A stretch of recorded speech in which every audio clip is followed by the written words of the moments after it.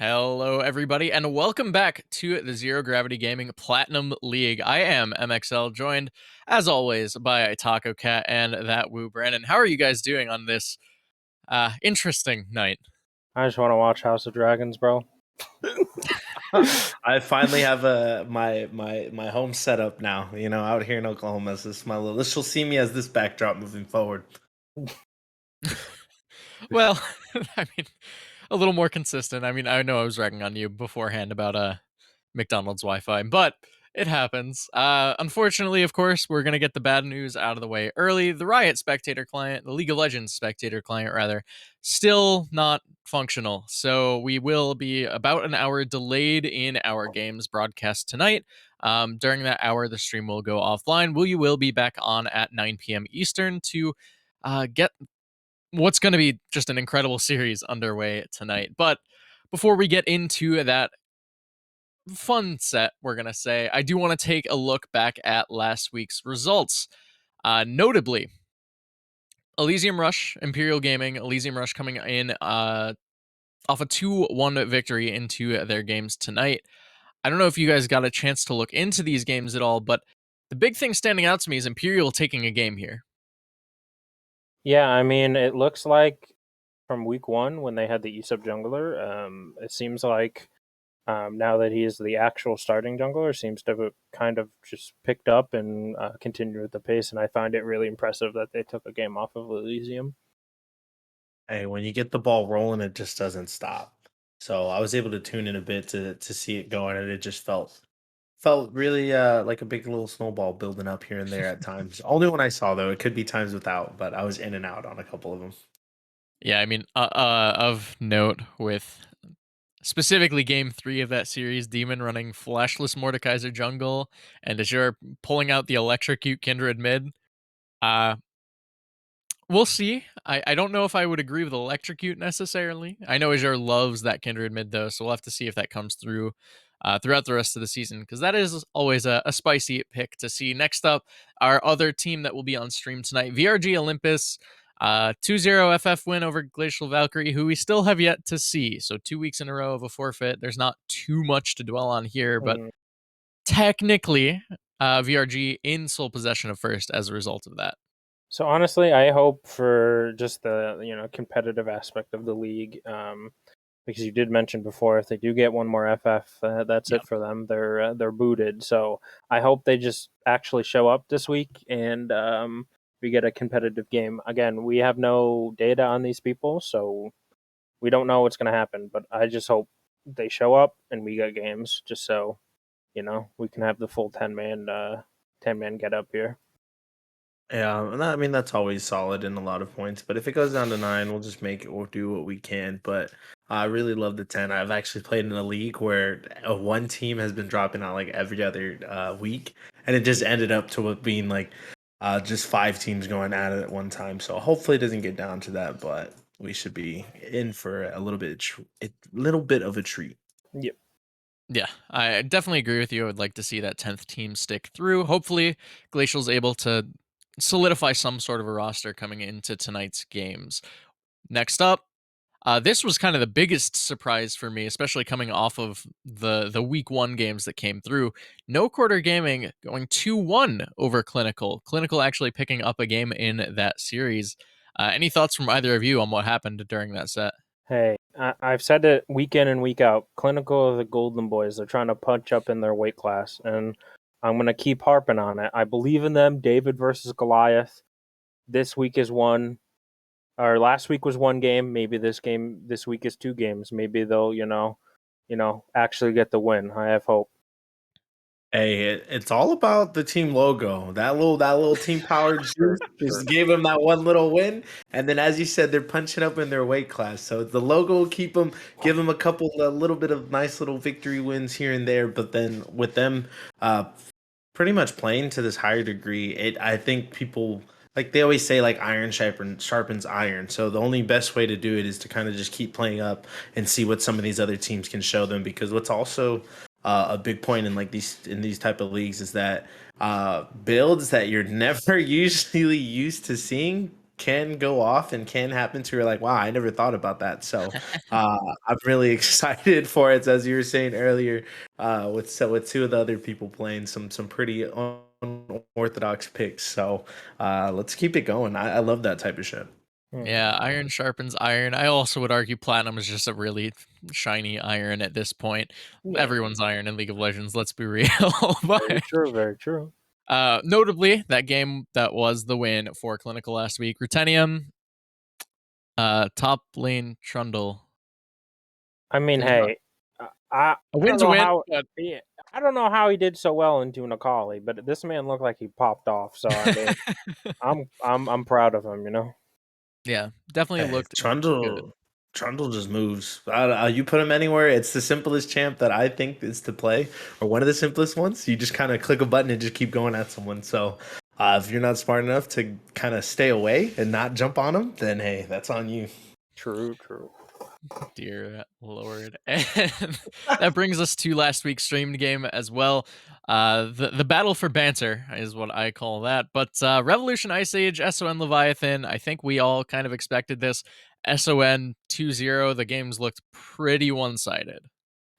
Yeah, I know. Last week I had high hopes for Rev bringing in their starting bot lane, but it looks like it didn't turn out the way I had hoped. It looked like Kill and Levy were having the same troubles as the previously E sub bot lane, so that's a little unfortunate. But again, they were facing a macro beast from Plat Worlds. We all know and love him, so I can't really put it past them because this guy is just cracked. He's the macro beast, as they say. And when you got the name Macro Beast, it tells you something. Once you drop in, at least gives you a little bit of confidence or a I'm chip in on your pain. shoulder. Hey, you gotta have confidence. You play it. If you're not confident in what you're doing, then why are you even trying? So at least the cockiness kind of rubbed off a little bit for him there. True, true. Yeah, I mean, of note, I would say as well, their drafts, Revolution's drafts, this is, kind of leave a lot to be desired. I'm looking at game one in particular. A lot of just low damage champs, it feels like, right? Sedge, Trundle, Lysandra, Ezreal, Pike. Like, you have the ability to CC someone down, you have some skirmish potential, but if you don't just, like, snowball super hard early on, Kaisa Aatrox is gonna kind of wipe the floor with you. So I'm a little worried about this going forward for Rev. I do know they have picked up a draft coach internally, but I hope that it helps. From what I've heard, though, and from what I saw last week, there's just so many weird, like, decision making differences coming in for this team. I agree. I'd like to see them turn it around.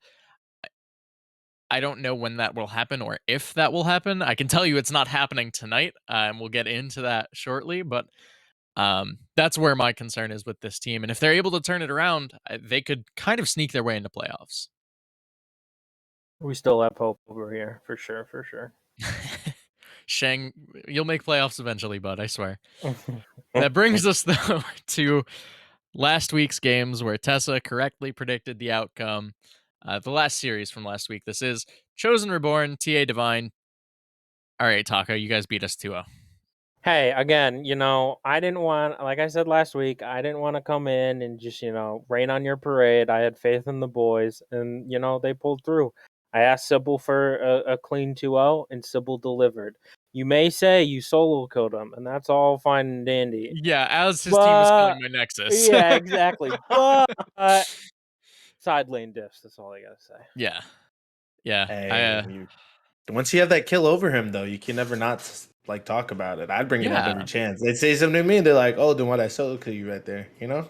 Yeah, but game score, Saying. bro, that's all that matters. League is Hey, there's league more is weeks in the game. There's more league. weeks Yeah, in the league. This ain't the but only week. Come on now, league you got Yeah, but it is time. it is single round robin.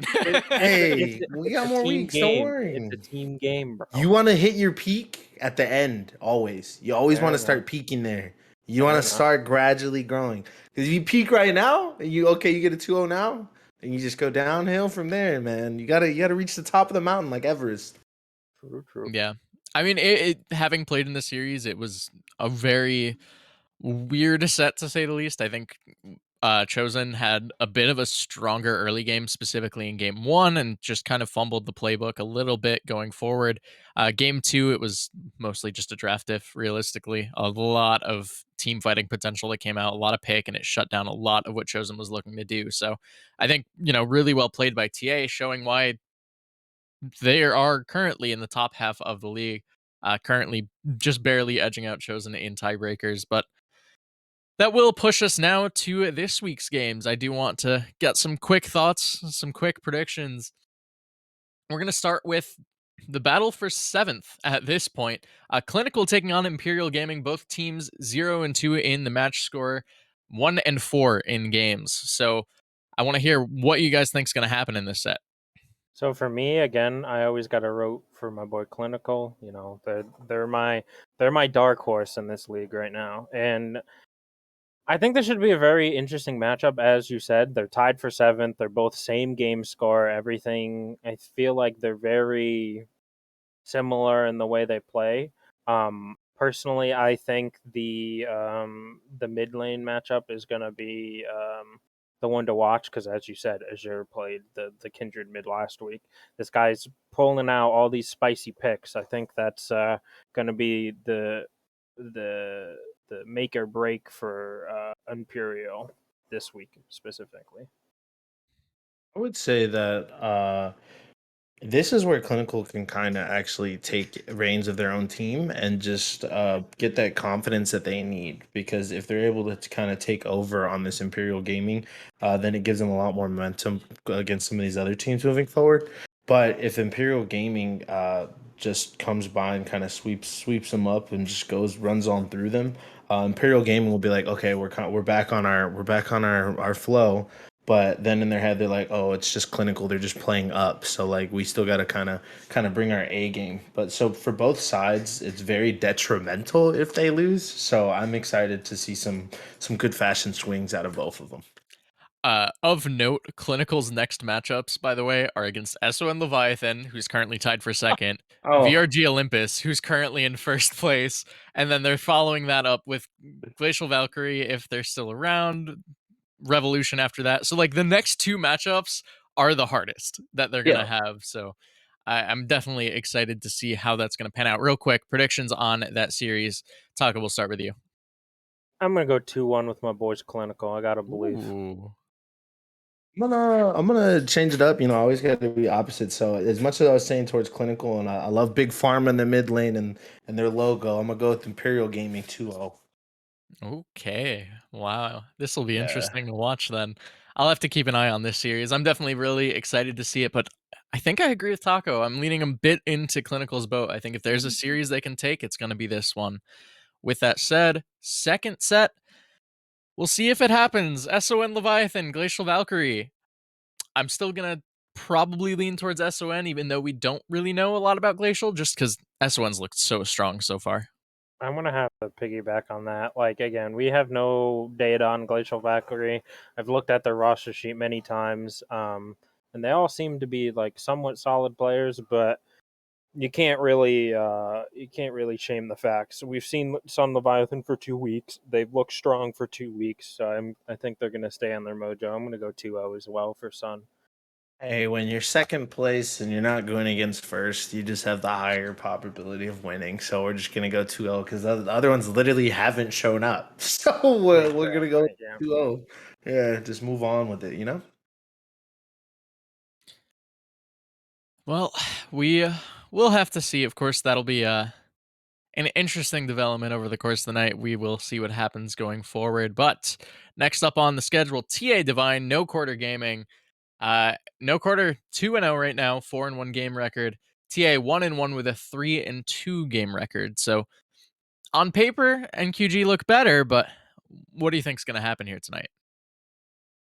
I think this is where TA Divine can prove them as one of the more upper echelon teams. If they can take down one of the big dogs that is no quarter, um, I feel like they'll firmly secure themselves in comfortably in the top half of the ladder. They still are. They're fifth. But I would like to see them in the 1 through 4 slot going into playoffs. So if they win here, this is a really big game, I think, to just give them confidence for the rest of the season. Being like, yeah, guys, we can take on these big boys. We're no chumps. We're the big boys now. So I'm gonna go. Still, I think since they're a good team, I'm gonna go 2-1 for TA Divine, just because I know no quarter will give them a fight. Okay, okay. Hmm. Just because, yeah, always got to be the opposite one. I'm gonna switch it around and go 2-1. No quarter gaming in the head point on that one. Ooh. Yeah, I think this series is going to be close. Should be exciting to watch. Uh, Taco, I don't know how much you're actually going to pay attention to this one, but I think this is kind of the litmus test how good TA Divine really is, and if they're able to win tonight, should solidify them into, I'd say, a top 4 slot in the league. Yeah. So Wait, I was gonna say I gotta get the 2-1 to no quarter, bro. Brother-in-law. I'm sorry, Taco. True, true, okay. It's true. brother-in-law's in it, Brother-in-law bro. there. Yeah, I'm yeah. sorry. I don't know why I didn't think this earlier. Yeah, nah, 2-1 easy 2-1. Well, the one is respect out of respect for the other side, but 2-1, yeah. Fair enough. All right. And the last game before the not streamed or the on stream game for tonight, Chosen Reborn Revolution Ice Age. Disclaimer: this has been pushed back by like 2 or 3 weeks. Um, it's going to be a little bit before this one actually happens. But if these games were to be played tonight, why is Chosen winning 2-0? Well, Chosen is winning bold. 2-0 because of the confidence that is coming out. That's why they're winning 2-0, and that's why they're taking it all to the top. Hey, I'm just gonna say in spite, it's gonna be 2-1. Either way, I don't care. I like Riv's bot lane. Hopefully, they show up in the series again. It will be a couple weeks from now, but I'm gonna say it's gonna be 2-1. But I'm not gonna say who wins because it can go either way in my mind. Wow, I think you have way too little faith in my team. But Hey, I watched your stream with that clash, bro. They seemed very negative about oh, themselves. that clash was hilarious. We Hey, had a Tarek top, man. We were hey, chilling. no one cares about Clash, all right? Taco Cat, Clash is dumb. Dude, I The like Clash is third always time gonna this be dumb. year. It's Hey, fine. It's And fine. it's always Smurfs. That's all it is. Clash doesn't even That's matter, bro. I don't want to hear it. If I was tilted off of Clash, I'd be tilted off of Clash. fair enough. Fair enough. That does now bring us, though, to tonight's featured matchup, the battle for the top of the table. Elysium Rush, VRG Olympus.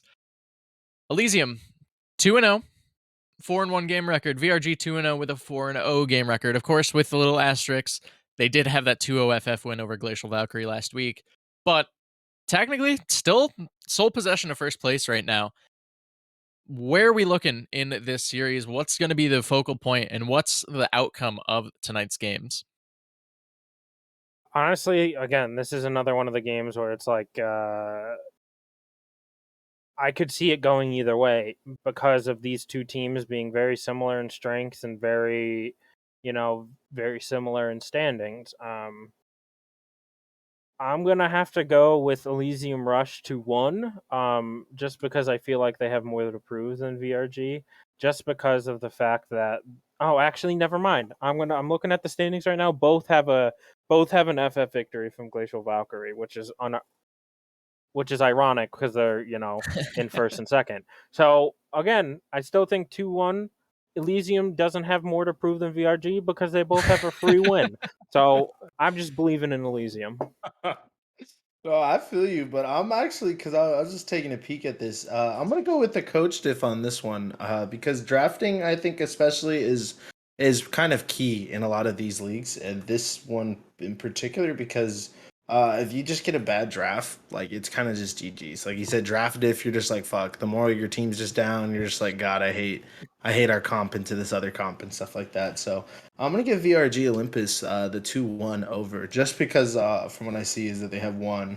Another one does not have a coach. So just out of pure that, and you said that they got the win from the two FFs. We're just gonna go with VRG Olympus.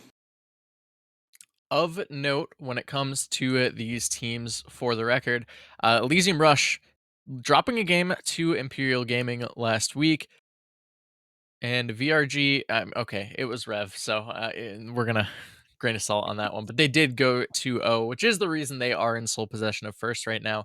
I would argue Imperial is on the weaker side of teams. I'd say they're in the lower half right now.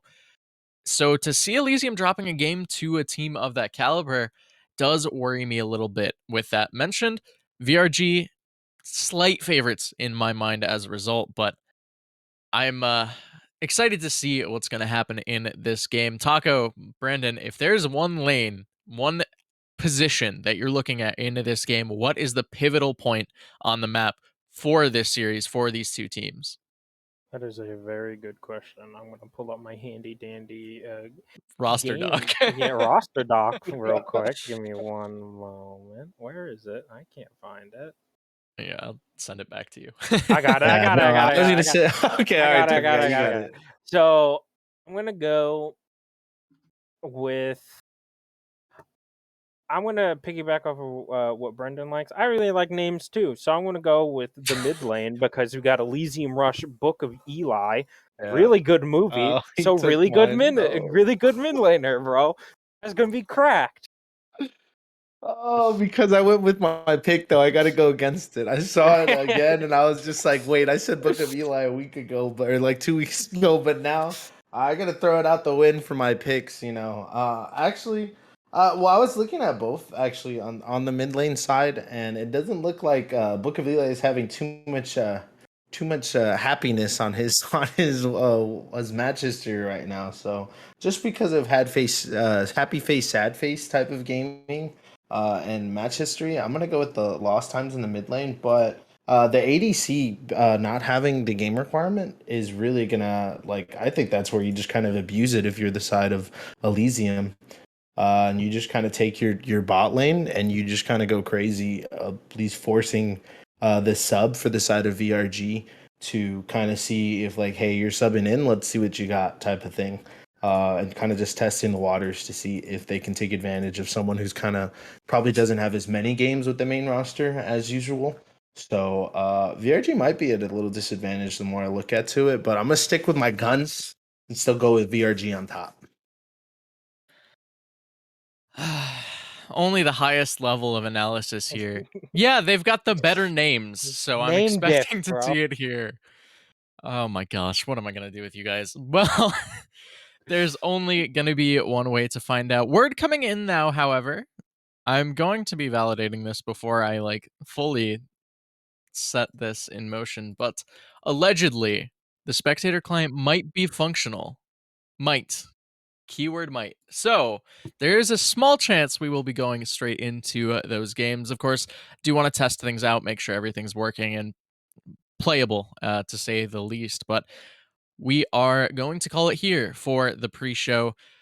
Thank you again, Taco, Brandon, for coming in. Always a pleasure to be around you guys. Brandon, of course, welcome back after last week not being around and missing some banter. But Hey, I'm here forever now. It's never gonna happen. should be exciting to see what's going to happen in this series. We are going to take, at the very least, a short break, figure out what's going on, but hopefully everything comes out as we want it to. Maybe spectators actually functional finally, and if so, VRG Olympus and Elysium Rush taking to the Rift, first place on the line. We'll find out right after this.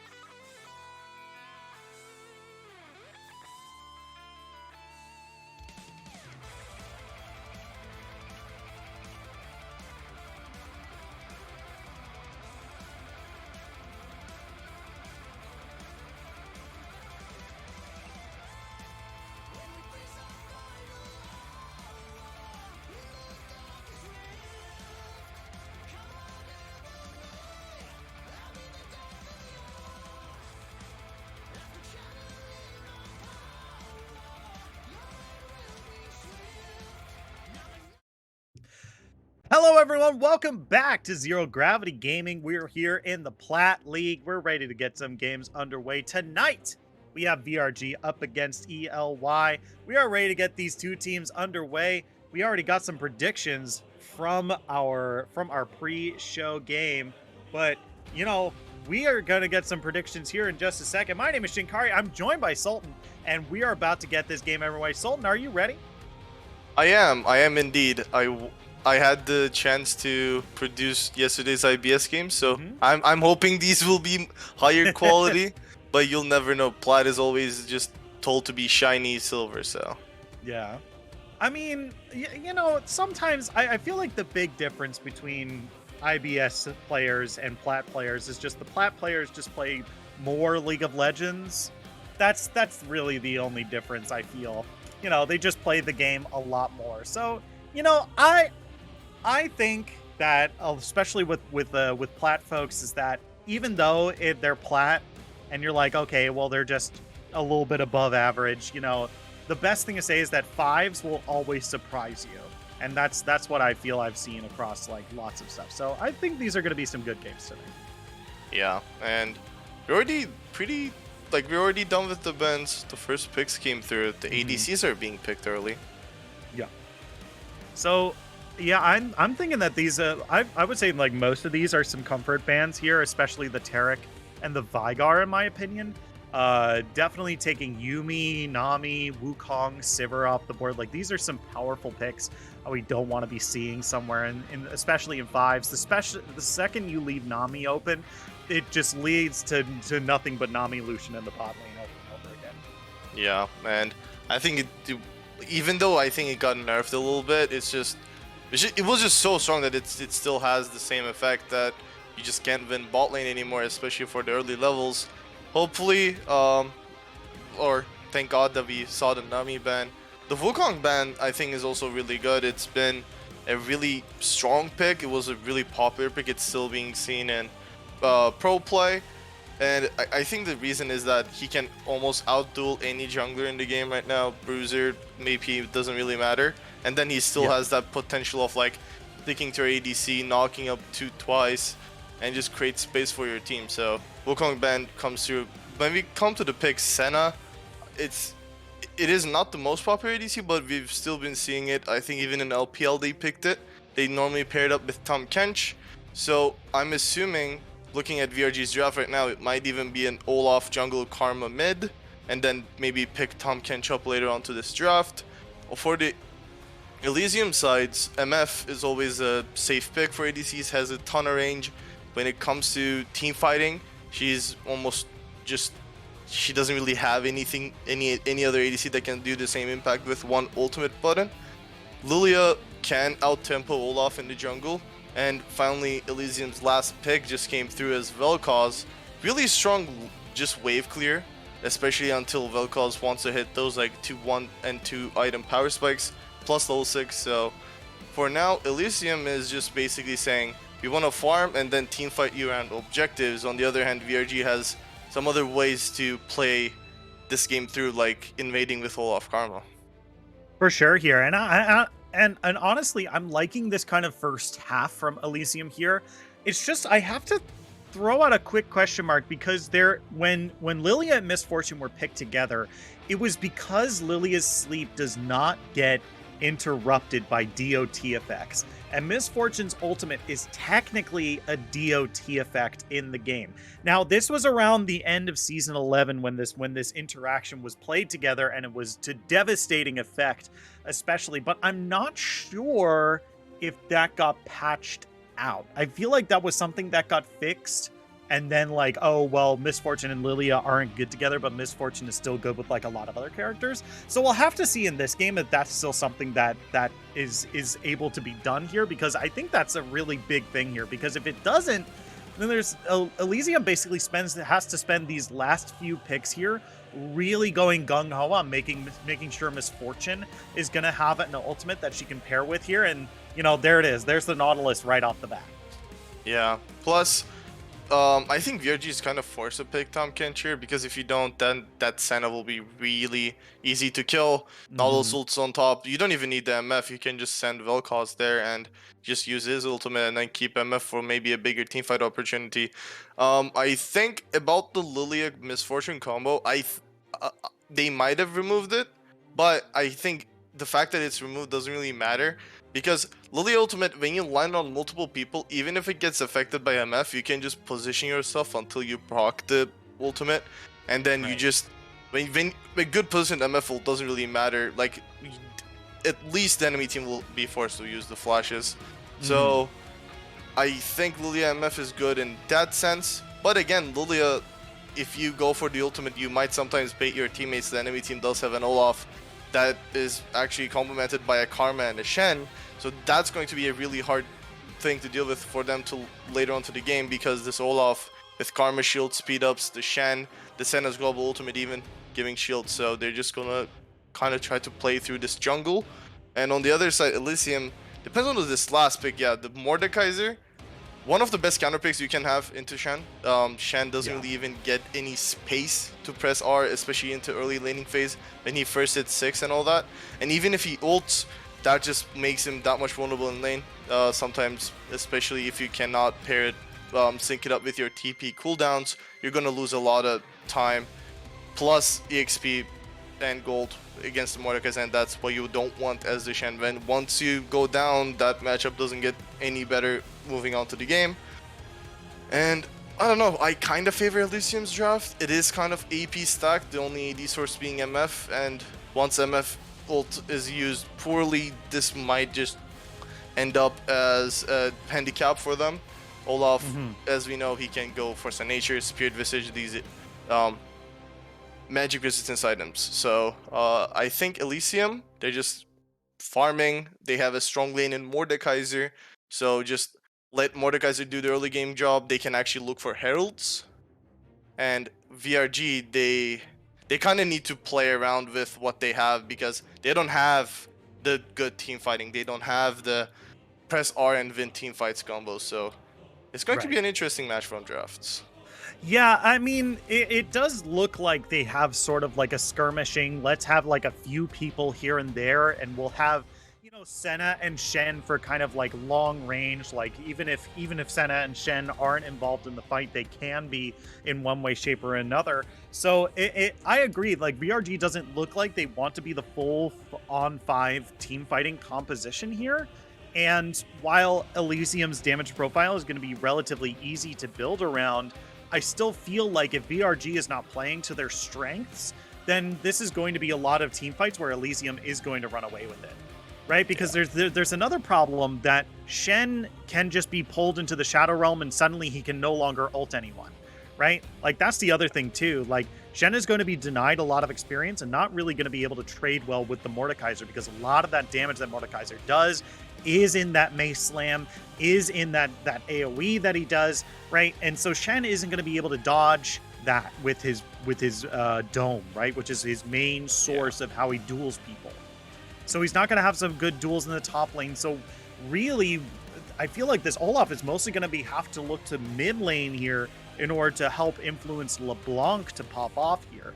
Because if you're able to unlock LeBlanc to go up into the top lane, or maybe go into the bottom lane, force Mordekaiser to use his ultimate so Shen can then use Stand United for a later fight, or even go into the bot lane and help this Senna start popping off, then these are going to be the most important things to have another person roam around the map with this Olaf here. Yeah, and I'm not even sure if the bot lane really needs that much help. Karma, if played correctly, is really dominant in lane. Like, it might just force Nolus and MF back really early into the laning phase, and Lilia is not really the best early game ganker, so they might be able to like kind of play through it with some pressure. I think the most important thing, as you stated, I think Olaf just needs to look to this mid lane. Vel'Koz really immobile carry, so if he doesn't have his flash or into LeBlanc, sometimes the flash is not enough. If you get rooted, he's just gonna get one shot. So if you can create leads through those things, then you can go into the jungle, harass the Lilia, go bot lane, harass the bot lane of the enemy team, maybe even look for dives.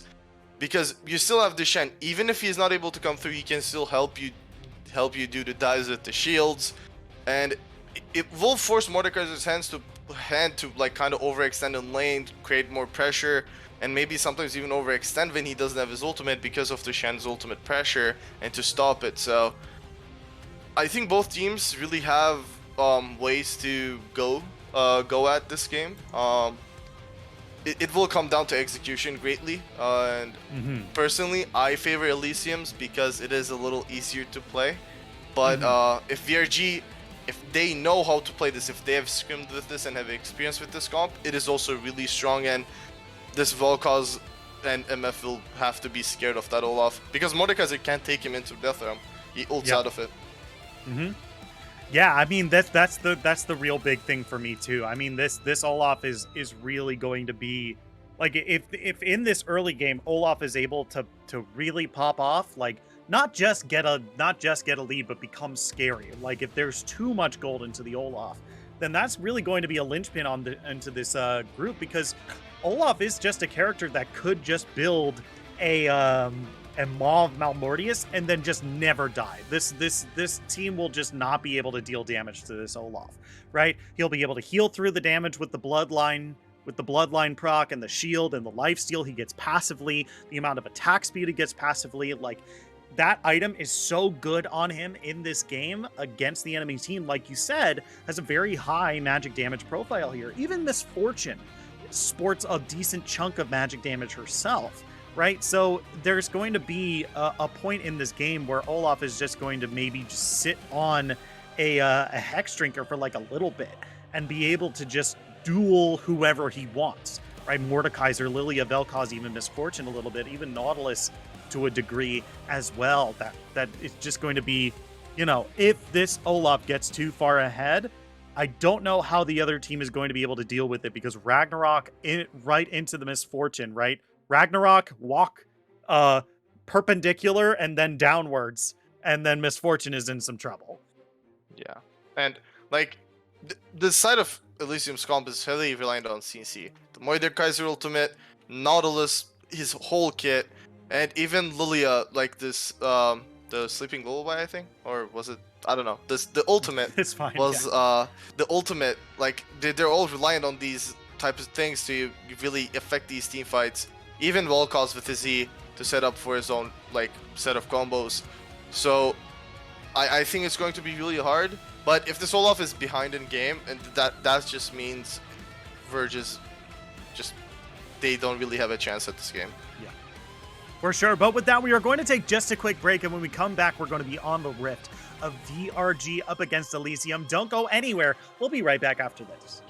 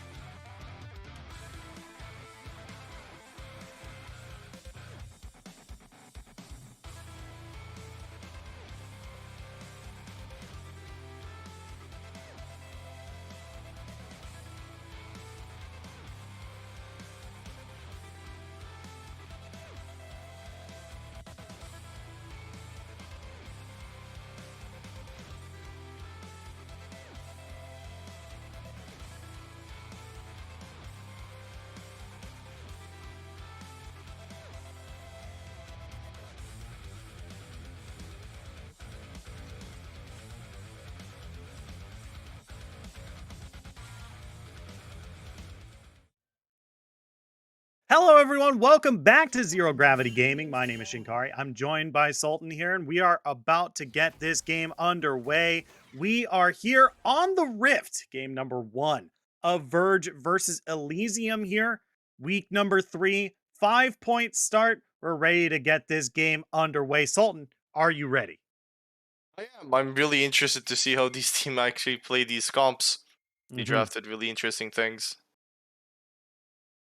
Yeah, for sure. I'm definitely excited to see how this early game will play out for sure, because once again, I think both of our eyes were taking a look at the jungle here. You know, Adrenaline is on the Olaf, so we might see a lot of dueling against the Lilia here, who you said, you know, doesn't really have a lot of early game pressure here. Definitely has some good clears, but doesn't really have a lot of good solo 1v1 power. So we'll have to see how this plays out, because this will dictate a good amount of the pace of the game, especially if this LeBlanc in the mid lane is able to pop off. Yeah. And this is also a farming Senna. I think people have been just more used to seeing fasting Senna, which I think doing fasting Senna with a karma is also not bad. Like, finishing these enchanter items early on would have really benefited Nightclaw plus Adrenaline, but again, Senna is not a bad champion to have the gold on, so in the end it's fine. And the early, I guess, summoner spells, everything is good. The one thing to look at is Lost Times is running the Ignite, so Otter will have the TP advantage later on to the game, and this might just kind of affect some of the macro plays that they might look to do later on to this game, so we shall see about that one. Yeah, for sure. I mean, I'm mostly looking for this comp to just be the 5v5 comp anyway, so seeing multiple teleports is mostly par for the course, right? The blue team here, VRG, is definitely looking to be more skirmishy. Like, they just want to be like, oh, hey, who's nearby? Okay, cool, 3v2, let's do it. Then, hey, everyone, we need you here to get Dragon. Yeah, and that's probably... I'm interested to see, because both these junglers are taking different jungle paths, and Adrenaline is going for awkward pathing, I would call. He's gonna look to invade topside jungle of Reggie, or just look mid, but this puts him behind in the clear. He skipped 2 of his camps. He's gonna waste some more time going topside. They just have full vision of him. At least last of the Coterie should know that Olaf is coming top right now. He might die here. Yeah, I think he knows he's coming for sure, but that's going to be the Undertow throwing out the slow here. He's going to get that perma-slow here, but I think the last of the Coterie might be gone. Okay, they got the taunt up. That's going to be the Dome as well. Force the flash out. Going to throw out one last Q. It looks like that's going to be Mordekaiser. Going to be able to get away here, but forced to back and flash here. Yeah, I think just flashing earlier to save you that HP so you don't have to TP back would have been smarter, but this just gives Reggie more time to clear clear some camps. He's gonna steal Adrenaline's Krugs, and although Krugs, sometimes people say, or it does take longer to clear than other camps, it is the highest golden EXP with the Gromp, so this is just a small lead already starting to build up in the jungle. It's almost 200 gold lead. That's almost a kill, so.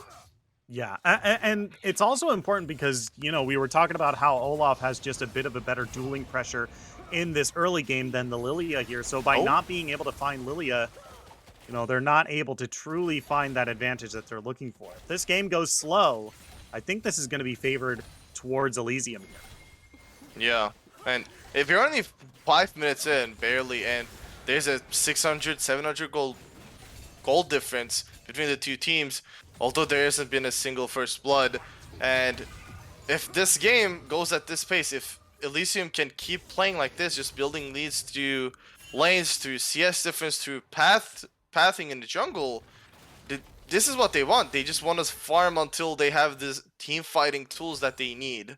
So this is probably the best look that they can want right now. Yeah, for sure. I mean, you said it, 600, they're 900 gold in the lead so far, no kills. Take a look at the CS across the board, 16 lead in the top lane, 13 in the mid, and 7 in the bot lane as well. Like, this is a lot of gold that they've just been getting and 11 in the jungle as well. Like, this is a lot of gold that they've gotten just by having better farming advantages across the map here. And even Lost Times, playing a character that should be able to aggressively pressure out the Vel'Koz is just losing because Vel'Koz was able to just, okay, I'm low on HP, I'll just back, cash in my gold, teleport back, and it's like I never left. Yeah. And this will end up as Elysium having the pressure when it comes to taking the dragons. And with Olaf, you don't want this. With Olaf, you want, especially in the matchup into Lilia, you want to be able to create summer lilies. You want to be able to get these first dragons. But he doesn't really have a choice. He's down a level. If he tries to fight this, he doesn't have his own ultimate, so he might just get bursted down. Otter has his ultimate. Yeah. They need to be careful here. Yeah, I think it was mostly wishful thinking that they could get it on the dragon there. No mid laner, no prio bot. Like, this is really, really wishful thinking right there. So yeah, first Drake goes over to Elysium here. Pretty easy here as they continue their tiny lead here that is almost, oh no, there it is. There it is. It's 1.2 thousand now. We have now gone into the 1,000 territory now. And personally, I also don't like the item choice from Adrenaline. He's going the more popular build lately, which is, I think, Triforce, thinking that he also bought the dagger.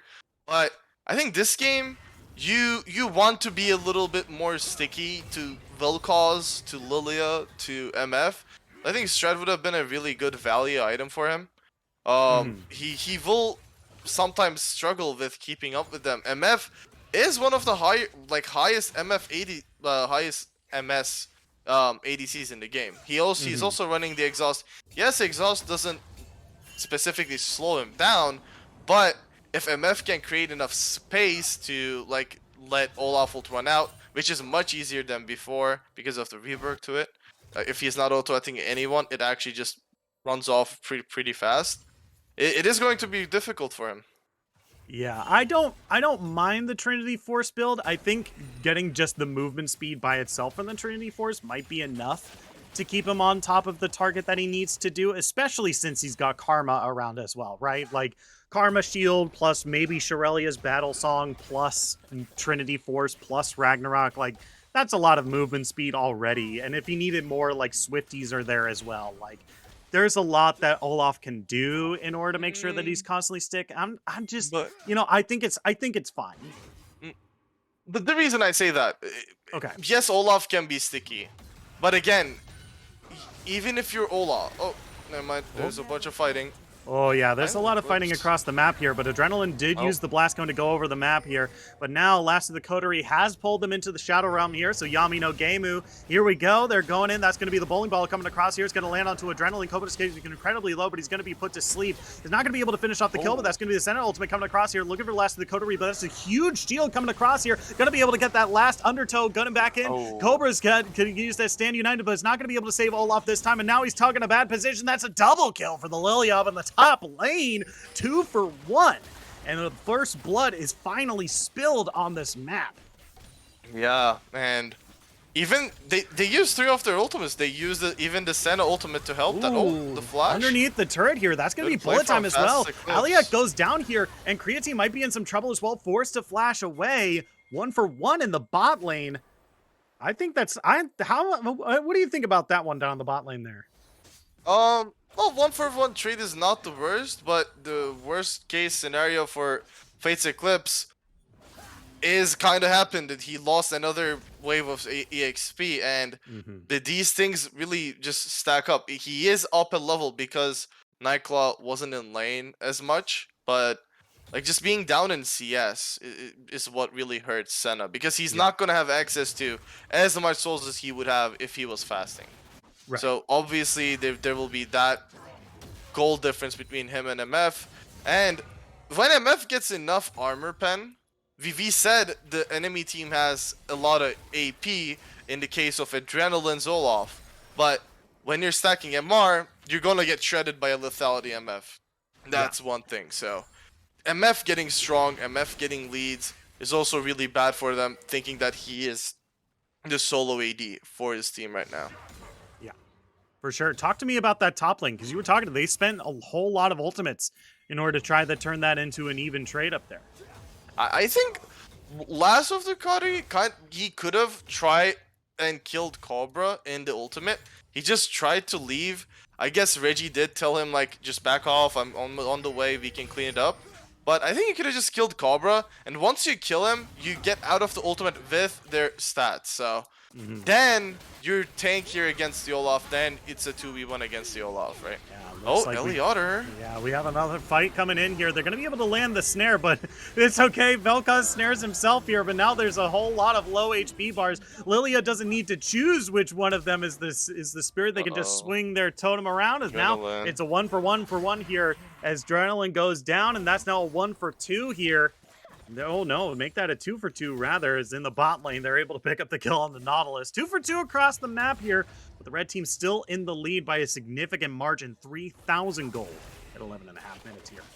I'm not sure how Elysium's support died. I don't know how to pronounce that name. I'm not even gonna attempt to. Yeah, trust me, I don't know either. Okay, so It's I like don't know how Nautilus died. Yeah, Nautilus. I honestly do not know, and I think the way to pronounce their name, and I'm gonna take a shot here and say, you know, there's another L in there. I'm just gonna say Nautilus. You know, before I really tried, but you know, there's too many L's, there's too many Y's. There's a lot of yeah, that one. That's right. You know, close enough. You know, Nautilus. That's easier to pronounce. Yeah, but I think this game is just kind of getting out of hand. Like, we see Adrenaline picking up kills. We see the side of VRG getting kills, but it doesn't really correlate to anything. They're down just so much CS. Like 35 in top, 37 in top, 23 in jungle, 25 in mid, 33 in AD. That's a lot of gold, and they're currently down 3k, although they're only down a single kill. But that says a lot. Plus, they were able to take the first 2 dragons, and it is an Infernal Soul. This is just more damage to blow out this Olaf in these team fights. So, but it is going good for Elysium, and I think if they can just keep the CS going, if they can just keep Reggie's shutdown away from the Olaf, this is going to be a really scary game.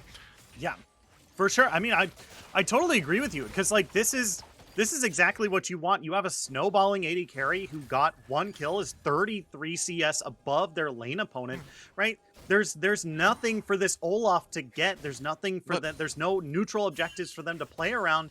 And every single time Olaf has shown himself, Lilia is already like, okay, what else can I take from him? What else can I do, right? And now Reggie up against Cobra here, throwing out the Drowsy here, got him underneath. That's a lot of damage. Just oh yeah, that is so much damage. Yeah, Cobra can't even try to contest Reggie inside their own jungle. But ooh, wait a minute. Bullet time across good. here. Fate Eclipse immediately deleted. Nightclaw gonna try to get away from here. Okay, that's gonna be the stand united here. Ooh, I don't know. Oh, yeah, that. maybe? Ooh, actually, they might be able to turn this around here. Nightclaw taking incredibly low. Creatine almost has might look to flash. grab the kill, but Creatine here is gonna be taken nice. down here. That's a huge shutdown onto Adrenaline. Double kill for the Nautilus. Okay, they're turning this around here. Vel'Koz ultimate still looking for the karma. They can't find it. Gonna keep him around for the bait, because that's the triple kill for Olaf. 6-2-0 on this Olaf here, and this bottom lane, real good turnaround. Gonna be able to put themselves a little bit more on the scoreboard here, but they're still down 2.7 thousand gold here. I'm not sure about what Otter did there. I think it was a little on the lines of intentional feeding, but I was about to say, when Olaf showed himself in the bot side, he lost his whole top side camps, and Cobra was getting. Ooh, I think. Wait a minute. Adrenaline over the wall here. Last of the Coterie forced to pull Cobra into the Shadow Realm here, but he does have the turret to support him here, so he has to play relatively safe. But Last of the Coterie is going to go down, and that's going to put Adrenaline on a rampage. 7-2-0 on this Olaf now. Yeah. They're getting kills where they need it to be. Like, Adrenaline he just got fed out of nowhere. Triple kill on bot. another kill onto Mordekaiser in the top side. It is really good for them, but they are only winning in the jungle. And yes, this is good. Yes, Olaf is the win con, but when the rest of your lanes are losing this hard, it might be rough for them to like just even play these team fights, because yes, Olaf is fed, but in a team fight, there's a Lilia with the Andries. There's a Vel'Koz that will do true damage. There's a MF that is going lethality armor pen. So I think the fact that the other lanes are this behind will hurt them. And Nightclaw face checks. Yep, that's not exactly okay. The flash is gonna get them away there. You know, a little too greedy with the movement around, but you know, if you have flash, you have flash. If anything, I am surprised that Adrenaline is going for Spirit Visage here and not like a Maw of Malmortius. If you are 7 kills up, you've got a gold bounty. Get rid of the HP. What are you using the HP for? Let's go damage. Like, I'm fairly certain like Ragnarok will just be better for you and your passive altogether if you have that's the Maw of Malmortius more so than the Spirit Visage, right? I think Spirit Visage buy is more so for the Chan ultimate, the Karma shield ups. These all come into play most of the time when you're playing, especially when you draft this comp. You really heavily rely on shields of your W, of the Shan, and all that. So I think that's the reasoning for that. But this fight might not be as smart. Side of Elysium, they have 3 mythics. There's only 1. Misfortune's ultimate is down, though. They also don't have depth charge either, so if they want to go in, they have to go in now, and they might have taken a little too long, because that's going to be the Lilia ultimate coming across here, and that's really all they need. Adrenaline is in the middle of the team here, but he's going down one after another. Cobra is going to be the next to kill, and that's the quadra kill here. That's going to be the deer looking for the pentakill! 17 and a half minutes in, Elysium pentakill, the ace, the 3rd streak as well, denying so much more resources away from VRG here, putting themselves securely in the lead by 6.8 thousand gold. What a team fight. Yep, and just as I said, only Olaf is not enough. And you know what's stronger than a 7-2 Olaf? And basically a 5-0 Lilia that is up 60 CS and 2 levels. Yep. That is basically what happened, and the fact that Reggie even had 2 items compared to Adrenaline's 1, that just says a lot. Adrenaline did get the kills, but he gave up a lot to get those 7 kills. Those were camps that Reggie was able to steal, and I think with the last team fight, Reggie is sitting on 3k gold. He probably is going to be reset into another full item. I think this is just kind of doomed for them. Yeah, Last of the Coterie here might be in some trouble here. They have to get the snare off. They're looking for the damage. Okay. They're able to secure that one, but look at Reggie, where Reggie is on the top side here. Cobra, once again, can't even walk into their own jungle as Reggie continues to take more and more camps away from Adrenaline. Yeah. I think the one thing that he needs to be careful here is the fact that he has a 700 gold shutdown. He doesn't have flash. He has movement speed. Yeah, how much he does have the he movement have? speed, but Fate's Eclipse still has some damage that they need to lot. be wary of. Taken incredibly low, still looking for that last bit of damage, but I think the movement speed from Lilia is going to be enough. They're out of there. Yep. He did use a lilting lullaby, but that's worth to save your 700 gold shutdown. He's gonna go back to farming, and he is currently sitting on 3.3k. Baron is coming up. The next dragon will be Soul for the side of Elysium. The chains miss from LeBlanc, so nothing comes out of it. And right now, they just didn't get what they wanted out of this LeBlanc. There was no pressure onto Otter in lane. They were not able to go to side lanes. They were not able to do anything with it. And she just finished Ludens, but I don't know if this LeBlanc will do anything this game that will kind of affect how this game is going right now. Yeah, for sure. I mean, the big thing for me is that, like, this LeBlanc, even though they have the magic penetration now, they have the Ludens, right? They have that little bit of extra AP here, but it's really... It is strong, right? There's no MR being built on the enemy team right now. There's like no resistances for this LeBlanc, but she's still so far behind, like you said. She might be getting... This is like a big power spike for her, but they can't really fight 5v5, right? And Elysium is not giving them the chance to do so. So this Baron might just be completely uncontested. Adrenaline is here, but that's a depth charge. Coming across here, good hook onto Karma, looking for Fate's Eclipse on the side here, but that's going to be immediately Vel'Koz's ultimate going to take Karma down. But the blue team is still looking for a fight here. They're trying to reorganize in order to contest this Baron. That's going to be the snare coming across, but it lands onto Aliak here. That's going to be Lost Times diving onto the backside here. It actually does a decent chunk of damage, but they're still pulling the Baron. The Baron has not been unleashed yet. So they're going to continue fighting this Baron. They're still not scared off of it just yet. I think they should back off just because how much Reggie lost, how much HP Reggie lost. They can just look to pick up this top turret. On the other hand, VRG is looking to take this mid turret, but they don't really have any wave. And Cobra alone will not be able to help hold this one, even with Nightclaw. So they need to be careful. Adrenaline is moving over, but this is always a 2v3. They should not forget that. Yeah, that's going to be last of the coterie here, slowed up a little bit. Adrenaline still a little scared to move forward. It's going to be a good snare, but the bullet time in response, that's going to be Stand United in order to give him a bit of a shield in order to keep running forward. But look at where last of the coterie is doing such a good job of being in the line of scrimmage to keep away from Creatine, as Cobra is going to be the next to go down here, Nightclaw to be the third, and now two members of the blue team are a little too late, and they might be the next to fall, as that's going to be the greatest amount of angles I've ever seen in League of Legends, as Lost Times is going to be the next to take some damage here. Reggie is going underneath the turret. They still want the LeBlanc here. They're going to look to push even more, as it's 4-0 in favor of Elysium. Yeah, I think they could have just gone to Baron instead of doing this, but they can just take the inhib, take the reset. There's 18 seconds to the Dragon. I think Adrenaline will be looking to maybe run to Dragon and do it. I think that's the best bet they have. Otter can stay around to just deny the early take of Dragon from VRG. And I think once the Infernal Soul is taken, I think it's just basically GG. The Morello even bought by Reggie to make sure that Olaf is not healing that even the small bit that he was trying to get. Adrenaline is already... Yeah, Nightclaw gets hooked in, and Adrenaline is already trying to get the hook... the Dragon down here, but a good depth charge is going to keep them inside. The Vel'Koz's ultimate is there going to be two members to fall here. If they're looking to steal this Drake, if they're looking to extend this game, they have to get a godsend, a Hail Mary from downtown. They got to look for something, and Lost Times is waiting to go. This Dragon is getting down 2,000 HP over the wall. They're looking for something. Red team secures the Infernal Soul, and Misfortune is going to be the one to take down LeBlanc, as now three members down.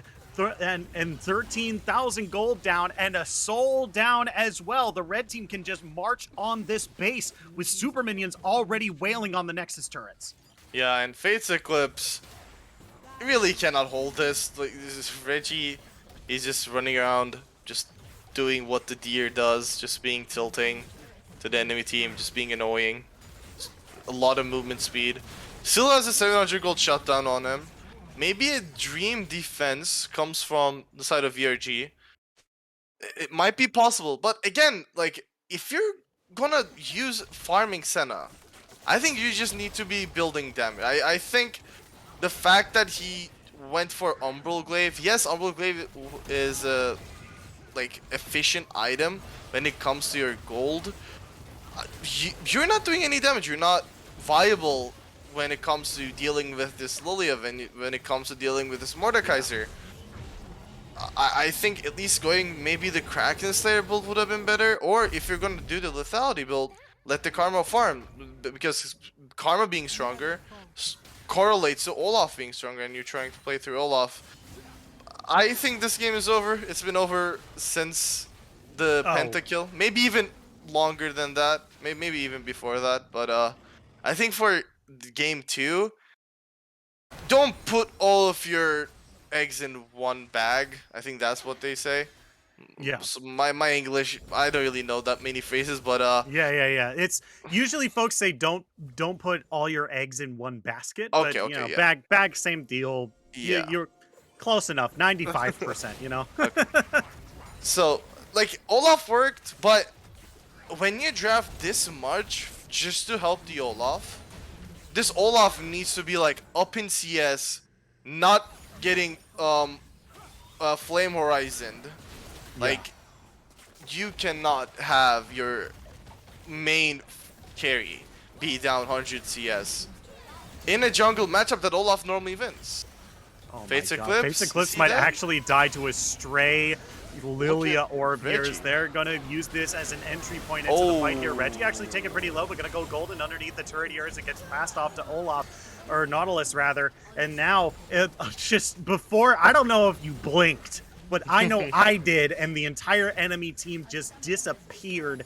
And it looks like the Nexus will be disappearing as well, as game number 1 is picked up by Elysium. Yeah, that was a stomp and a half. That was Yeah. that Yeah, was that's I don't one way even to know.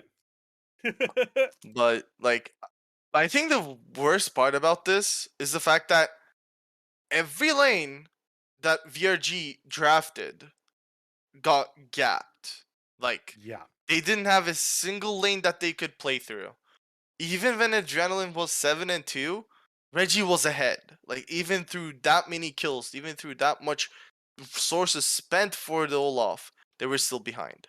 So I think game 2, as you said, don't put all of your eggs in one basket. Don't try and like just play through one lane, because that just narrows down what the enemy team has to shut down. The all Reggie did was, when Olaf showed himself, he went to the other side of the map. He cleared his Olaf's camps that he didn't take. He took the objectives that he didn't take. And through that, the gold lead slowly started to build up. You already can't gank the Mordekaiser lane, because Yeah. Shen has to commit himself for you to kill Mordekaiser. Then Shen dies. Then he's behind. Yes, Olaf gets ahead. Shen is behind. LeBlanc, I think pick just didn't work. I don't think it was Yeah. Otter's supreme lane play or anything. He just cleared waves and LeBlanc wasn't able to do anything. When it comes to bot lane, they were probably the good half of this, but again, like Nautilus MF, once they hit 6, there's nothing you can do. I think Tom Kench would have been a little bit better here when it comes to like pairing the Senna up with. You have another tank. You have someone that can actually get Senna out of trouble when, especially into an MF. So I think a little draft changes and playstyle changes probably will help VRG a lot. Yeah, VRG. If it's to put any capstone on what my opinions on this match was, is that it didn't seem like VRG was playing towards their strengths. They picked a comp that definitely had some very good strengths to it, but Olaf did not get any early kills. There were not any early invades to get vision to know where Lilia was. There weren't any ganks to get LeBlanc ahead, a character that they need to kind of roam around the map. But you know, that is we're getting into like territory of, oh, if they just did this, then and we'll, if we do that, we'll be here for hours. But we are going to take just a quick break, and when we come back, we're going to be in picks and bans of Elysium versus Verge, game number 2. Don't go anywhere. We'll be right back after this.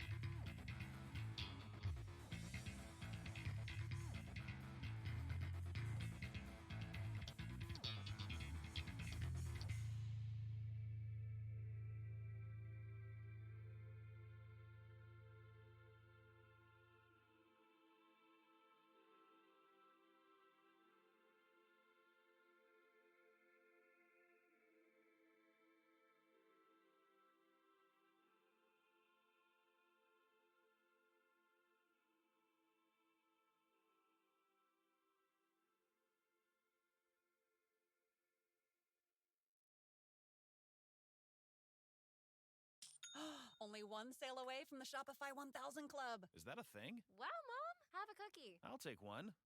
Dad. These are delicious. You need to sell them. You should. Mom. No, seriously. Let's set you up on Shopify. It's easy. I always knew you would build your own business. Guys. Yum. When you're ready to bring your idea to life, build it on Shopify. Sign up for a free 14-day trial at shopify.com/listen22. Shopify.com/listen22.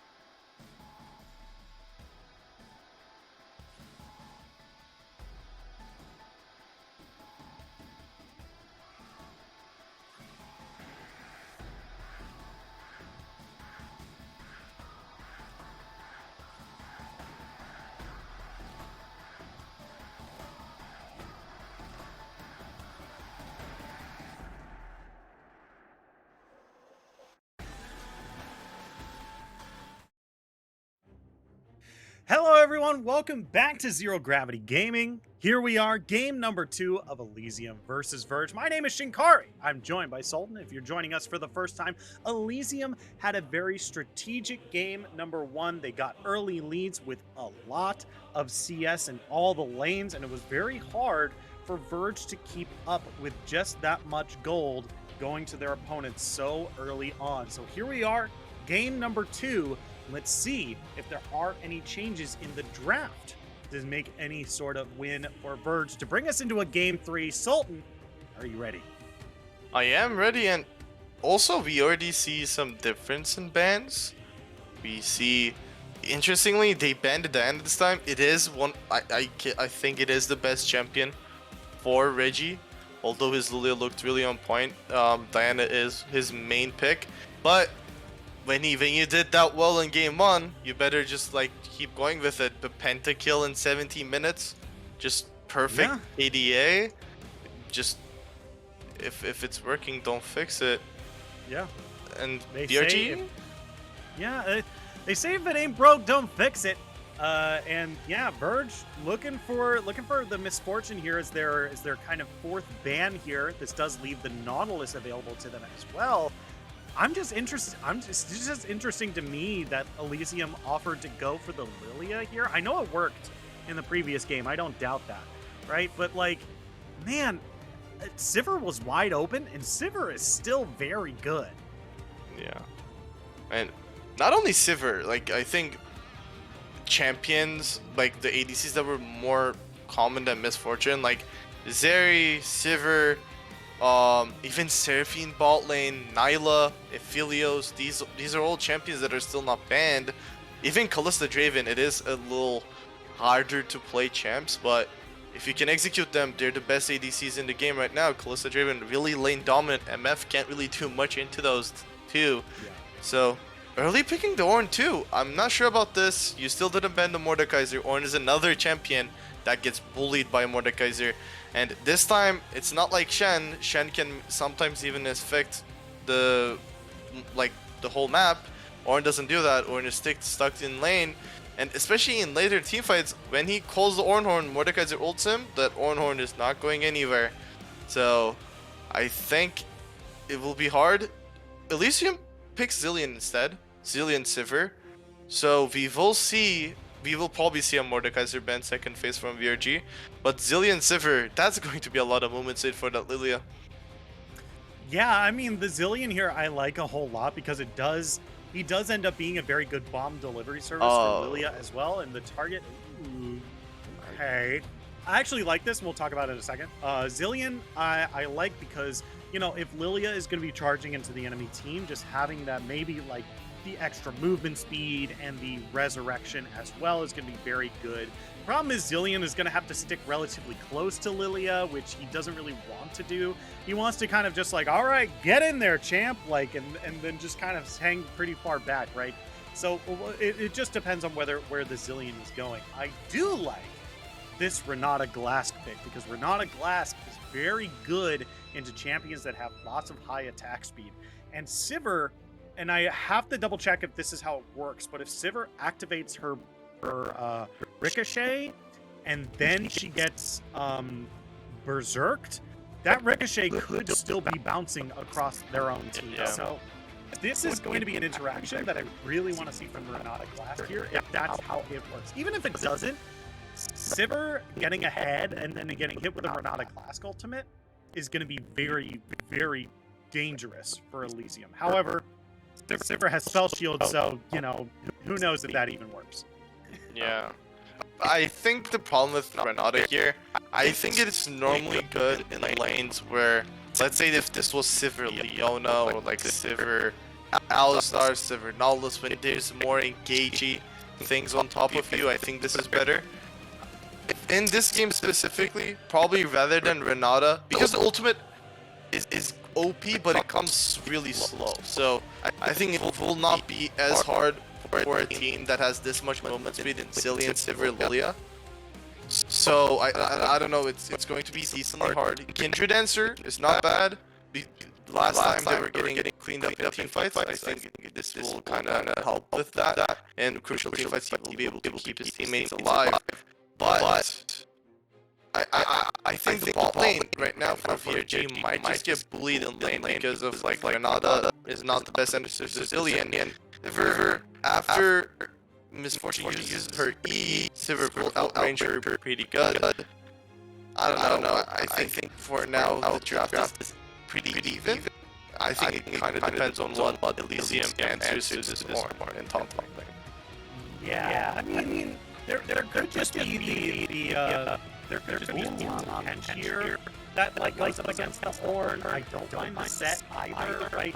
Because like for the most part, like if you're trying to match the Ornn up in the top lane, it usually has to be someone who scales well off of defenses really well. Tom Kench, I think, has a real good matchup into the Ornn here. Matches that kind of defensive capability and has that cheeky scaling with that defensive nature as well. So like there's a lot of things that could go well into the Ornn here. You know, the big thing for me is that you really just need someone that has better earlier levels than Ornn, so you can force him out of lane more, so that he hits that level 13 a lot slower. Yeah, and the answer to Ornn was set. It is a favorable lane matchup, but set, if you don't manage your wave correctly, then it's a really free lane for Kindred to gank. And the mid lane pick for VRG Zenivia, I really like this pick. Last game, they were really lacking the wave clear. They were really lacking the mid lane pressure that they would take. And after 6, Zenivia clears waves almost faster than any champion in the game. Especially in a teamfight environment, it will just create a zone where Elysium can't really attack. And if they try to fight in these corridors in the jungle, Zenivia shines in those. Renata shines in those, Misfortune shines in those, Ornn shines in those team fights. So I think if VRG can really take fights where they need it to be, in the jungle, maybe even around the dragon pit when the enemy team is stuck in there, these will be like really just, it will just be massacres if they can find the team fights that they want. Yeah, for sure. I mean, the only big thing that I have a question mark about is that VRG here is locking in Kindred for Adrenaline, which is not exactly on the champions that they have a lot of experience on this season. And even going further back, it's not really a champion that they play a whole lot in ranked. And even still, like, it's not really a champion that like is similar to a lot of the champions they play, right? Olaf, Wukong, Gangplank, Trundle, Gnar, like these are not even close to what Kindred is, right? And Kindred is such a double-edged sword that you have to be so confident on the Kindred to know when you can throw down that ultimate, live, and get the kill, right? That's what's going to be important here, and that's really what I'm looking for. And Adrenaline locking in the Kindred is also strange to me, because if they needed another AD source, I feel like there must have been better champions to lock in. I feel like Trundle is so good against Elysium's team right now. Not because he's able to steal, not because he can steal a lot of resistances, but because there's no big mobility skills on Elysium. That's the other thing that Trundle is good against. He can lock you behind with the pillar behind you and be able to run you down and chomp you. And this is such, having another frontliner for this Misfortune, for this Anivia, is going to be very important, because Ornn is tanky, Ornn is strong, but he definitely can't tank the whole enemy team, which is a lot of damage, by himself. Yeah, and I think, like, when we think about alternatives to the AD pick, I think it's not only Trundle. There's been a lot of, like, Pantheon has been being really popular in the jungle, a really good lockdown jungle pick. J4 with the MF Renata, really good wombo combo there. You can still go things like Viego. If you get one reset, you pop off. Xin Zhao, again, just strong in the meta. Not really the strongest in the meta, but when you're into 3 ranged and Lilia doesn't really want to stay in melee for too long, I think Xin Zhao would have been a really great pick too. Kindred, as you said, double-edged sword, you need those marks, you need to get ahead. Yeah. And someone who got outpathed in the jungle last game that hard, I don't know if he will be able to just do his camps efficiently, get his marks efficiently, and like get these ganks in. He was able to get the kills, but again, that was an Olaf team comp that was built strictly for Olaf. Yeah. So this game, he has to take more responsibility. He has to make more proactive plays as the Kindred. He cannot let Reggie get that far ahead just from farming early on. Because if they do, again, you have a losing top side. Mid lane is evenish, and bot lane, in my opinion, is a little favored towards Elysium. So this is on Kindred to play this game right. he is not the sole carry, but he is the way how VRG can get leads in this game. Yeah, for sure. I mean, you hit the nail on the head. Like the other big like question mark for me is why Adrenaline locked in the Kindred here was like we saw how the jungle pathing was working in the previous game on the Olaf, right? And Olaf has really good clear times. If you're not going to gank early, if you're not going to gank super early, do a full clear. Your Olaf undertow resets are so easy for you to do if you do a blue start, and you can go through the jungle super fast, right?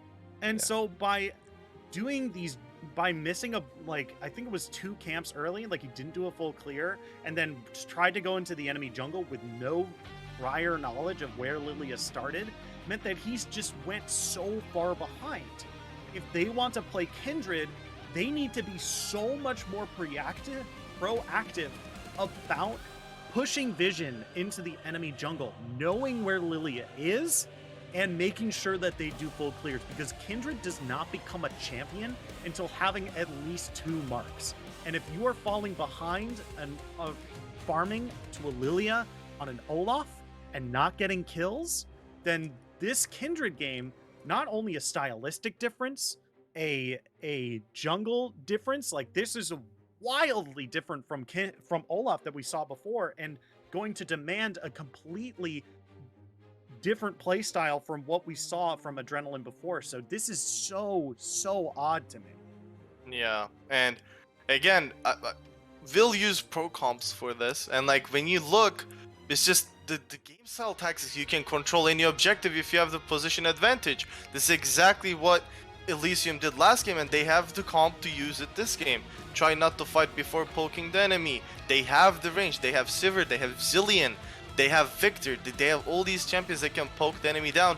They have the extra range. This means the range will also mean that Renata ult will be that much harder to hit, and the Renata ult will not do too much when it only lands on the set. When we look at like these team fights, I'm gonna have to be cut you hard. off really quick because we do need to take a quick break, and we're gonna jump into Summoner's Rift, and we're gonna take just a quick break. And when we come back, we're going to be on the Rift of game number 2 of Elysium versus VRG. Don't go anywhere. We'll be right back after this.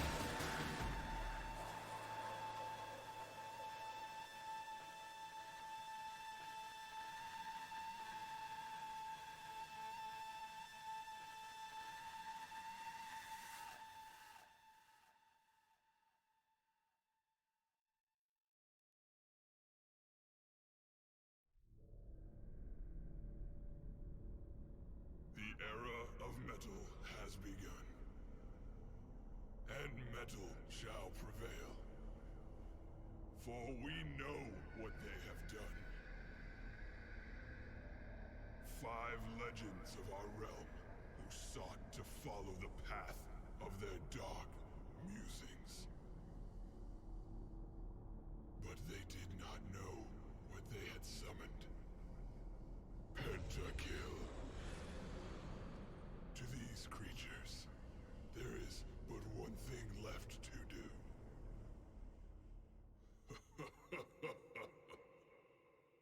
Heavy metal.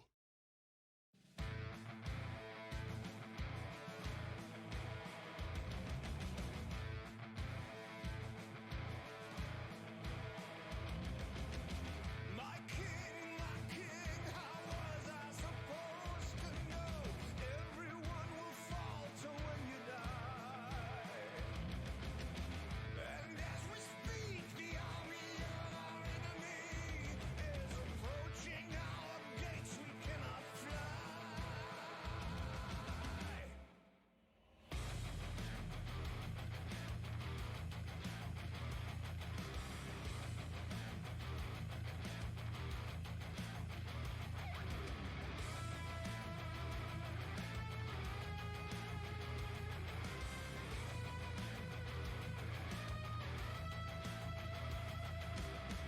Behold, my son, there's a way to save.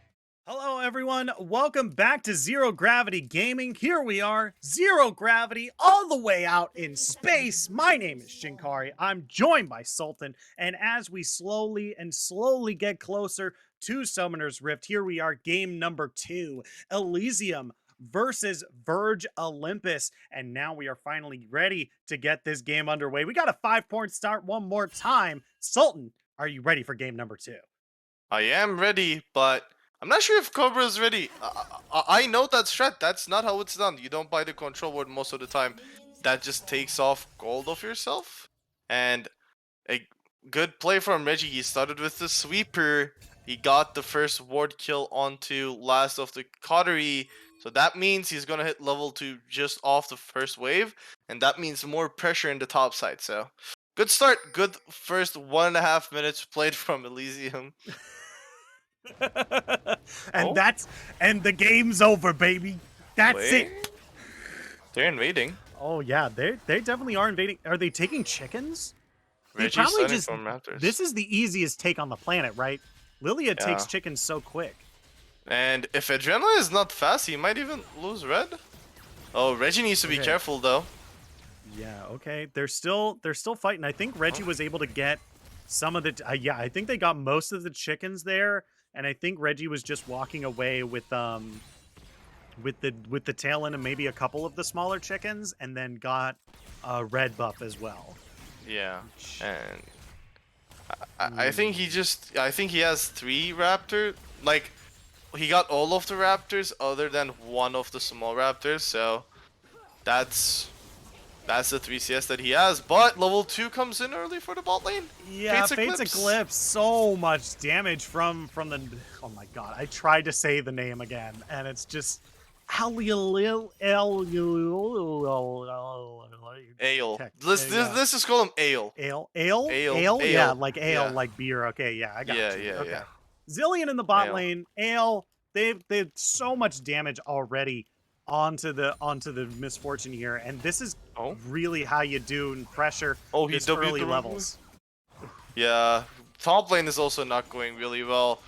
The thing about the jungle right now, Adrenaline is almost done with this clear, and Reggie still has his whole top side to himself to clear, and we're seeing maybe a first blood in top lane. Yeah, it's really close, and Cobra, you've got to back like now, because the second that wave crashes, last of the coterie is going immediately underneath your turret. So yeah, really easy first back here. And now we see what the first mark is. It's going to be on the top scuttle there. But it looks like Kindred is looking to maybe fight the Lilia here. Half HP. Might be able to get it here. Adrenaline goes in. He's going to be able to get that third hit. Oh, Almost he doesn't real flash. close. Forces the flash, though. I would have flashed. I am a greedy player. If I'm Kindred, I am taking that flash. That's, I think, if I'm not wrong, let's see. Oh no, Reggie is not marked. Never mind. I thought he was marked, so I think it would have made sense if he marked him, but I guess he wasn't. So he just goes top to pick up his first mark. Double scuttle start for Kindred. That's a good start, and Reggie's going back to his top side again. One mark for Kindred for now. I think last of the Coterie needs to be careful though. Yep.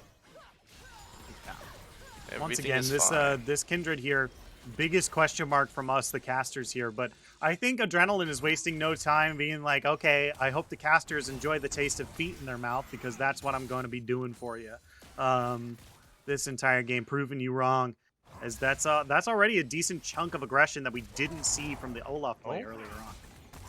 Yeah, and Cobra really getting the better side of the straight, and Coterie is really low. He still has his TP to himself. Let's add that to the equation. He can just back and TP, but Cobra is sitting strong in this lane right now. Lasso de Coterie has to chug down those potions. The second mark is on Raptors. Reggie will probably just clear that. But again, this small CS lead's already building up. Reggie up 4 CS. It's going to be 8 after he takes the Raptors. Mid lane, a wave worth of CS. Bot lane, 10 CS lead. Fates Eclipse super low. Has the flash, but needs to be careful. And already 600 gold lead for the side of Elysium just off CSing early on. Yeah, and that's really big, right? This is exactly how they won the previous game, right? They got into the mid game and they were already a pretty huge gold lead, right? Like they got around that pentakill around the dragon, right? They had already had like I think a 3,000 gold lead at that state, and you know there were barely any kills on the map. As take a look at the top lane here, Cobra going to interrupt that haymaker there. But yeah, trades back and forth, but you know this is still once again. You already said it. I'm probably going to repeat it, but I'm not. But yeah, CS lead across the map, every single lane. Yeah, I think the Cobra can actually kill Set here. He has his ultimate accessible to himself. Coterie missed the E, used the W, just wasting cooldowns. That might be the sign for Cobra to go in. The dragon setup is really good from VRG right now, so if they want to, they can also look for that. But Reggie, coming from lane, they might look to get a kill on Cobra. Also, the Coterie getting a huge chunk of damage. He has his W. Oh yeah, that's going to use the Showstopper, and the Oranhorn have already been used here. Cobra looking for a 1-for-1 as best he can here. There's the Flame Breath. They can't quite. Oh, he does get the slam at the last moment here. So now Reggie has to look for Cobra here. Throws down the Smite in order to give himself some room in order to throw out the bowling ball, but he just needs to get on the other end of the minion wave and be that little twirl in order to do it. But with that, showing up in the top lane, they might have gone 1-for-1, but they're going to be able to find this Cloud Drake on the bottom half of the map. Elysium doesn't look for the interrupt here. Ale and Creatine here are hanging out, but I think it's just an easy smite. Yep, there it is. First Drake being claimed. Yeah. And last other card he's holding on to his TP. I think he could have TP'd and crushed this wave in. It is a wave that is pushing into Cobra right now. And with this play, Cobra is actually just even in lane. He's actually ahead 100 gold. He is already in the lead when it comes to the EXP between the two players. So yeah, just a good play from Cobra. He was having a hard time last game because of the matchup he was in.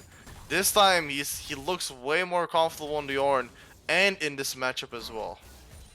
Yeah, for sure. I mean, definitely getting that little bit of extra time in lane, a little bit to himself, and definitely being and shout outs to Ornn being able to build items whilst in lane as well, being able to put themselves a cloth armor ahead of Set and cash in even tiny advantages will be able to give themselves more fight power in that lane and turn into more CS as well. But look at Reggie. He just stole Red Bull from Adrenaline. He's level 7 to his level 5. 55 to 36 in CS difference. And he's up 1,000 gold just from purely CSing. Top lane attempts too, but yeah. And right now, Kindred only has a single mark. He hasn't been able to get anything else. I don't know. This is just looking like last game where, yes, the game is not really going anywhere when it comes to kills when on the 10th minute mark. But there's just the CS leads are just putting Elysium on the lead right now. Yeah. Cobra. Yeah, Cobra, you said it. Cobra is definitely feeling a lot more comfortable on this Ornn in comparison to the Shen here.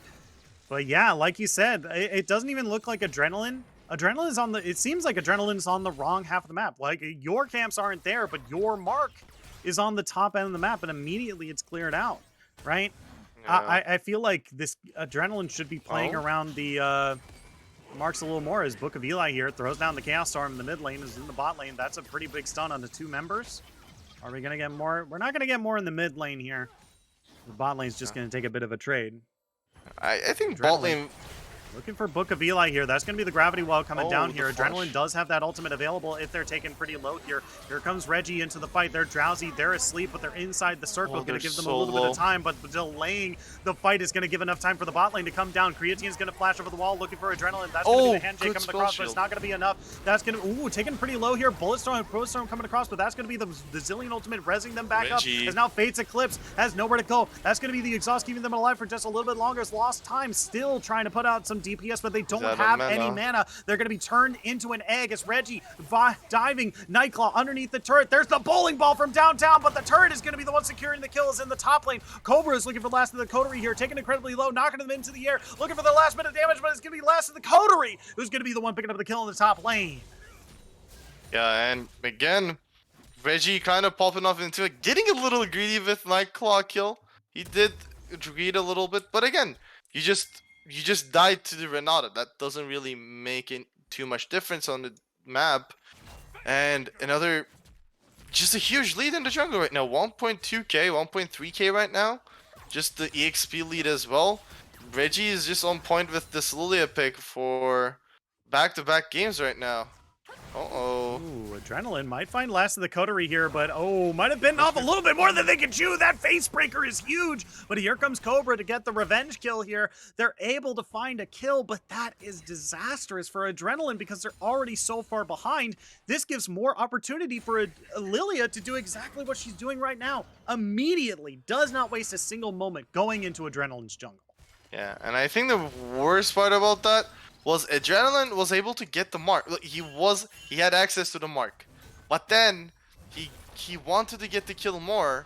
He didn't get the Skull Crab with the mark. He died, and now he's getting even further behind. Reggie's again clearing Adrenaline's Krugs. The CS lead is almost 33 right now. Reggie is going top lane again. Cobra, Yeah, she should be Cobra- able to survive this. Yeah, I think Cobra's mostly fine here. He's gonna throw some damage onto Reggie here. And yeah, like you said, like we're seeing, now Kindred, there is that mark one more time. Where is Kindred going? Prepping for Drake. Yeah, and Reggie Looking for a kill on understands this. Bazillion even. Maybe Fate's Eclipse is all over the ball.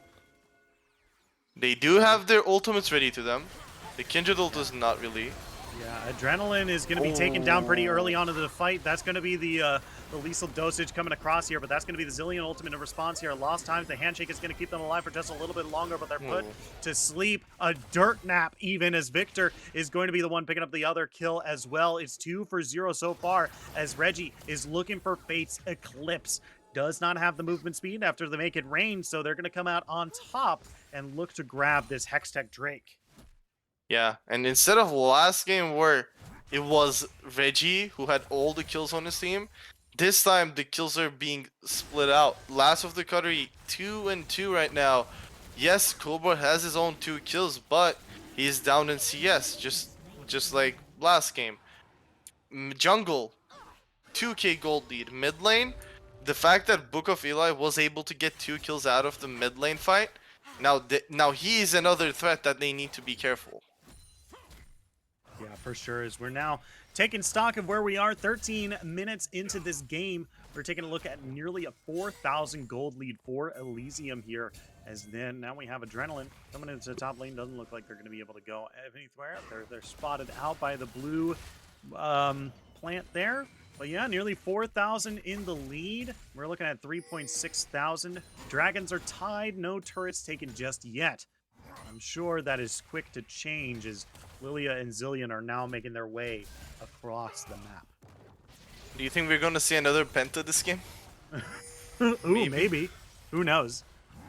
I mean, Lilia, Reggie has been playing so well on the Lilia this game that, like, you know, we could see it if excuse me, if Verge here gets just a little too greedy with their fights. Yeah. I think that's the one thing that I didn't understand about VRG's draft.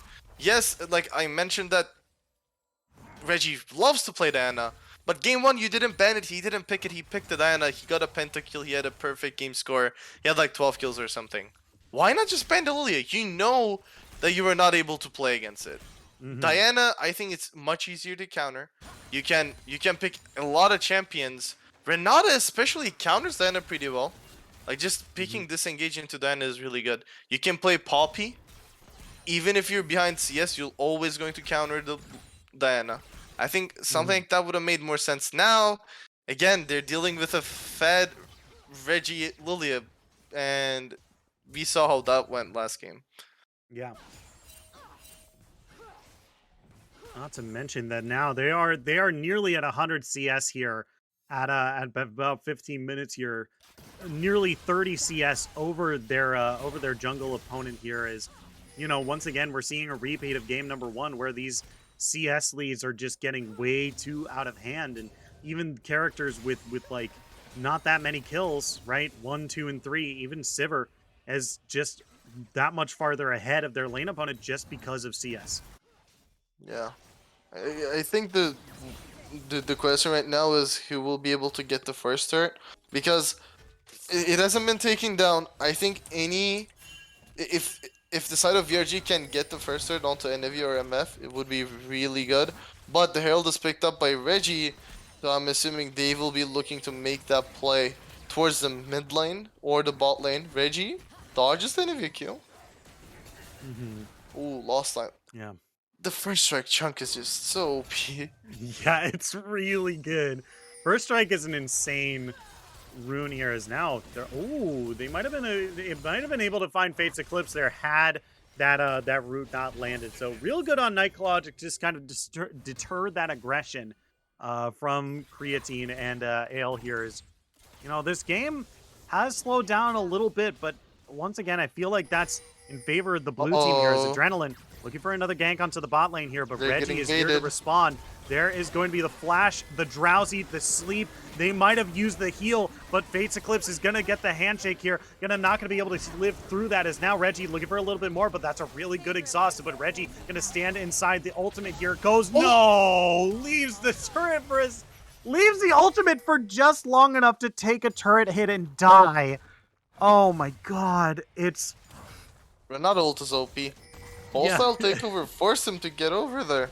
I was like, what? That was yeah, it? It was this berserk. Okay. I think. It looked like he hopped out of his own volition of just like clicking maybe a little too much. Yeah. It's okay. I'm sure we'll have a replay of people trying to flame Reggie. It's like, hey, look how good our Lilia player is. Oops. Whoopsie. Yeah. But like that play, they did get the kill onto Reggie, but they did lose 2, I think. Or did they lose 1? I think it was a 1-for-1. But they did lose the first turret. They still have the Herald. So before this next dragon comes up, they can just place it down mid and play through that. That will be, even if they don't get the dragon, they're gonna get the mid turret, maybe even another charge if there's no one defending it. The important cooldowns are also burned for VRG. Yeah, I say Elysium 100%. Just ignore this Drake, let Verge have it, and just shove down the mid wave with Shelly, right? Like, you have so much wave clear on the minions, and like it really doesn't matter here. And the Rift Herald's about to run out anyway. Oh yep, there goes the Rift Herald. I think they're gonna put down the Rift Herald and then try to keep VRG down here.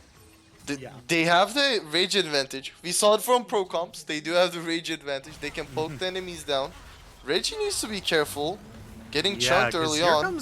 Here comes Cobra. The Ornhorn's going to come down, but they're going to use their stopwatch here.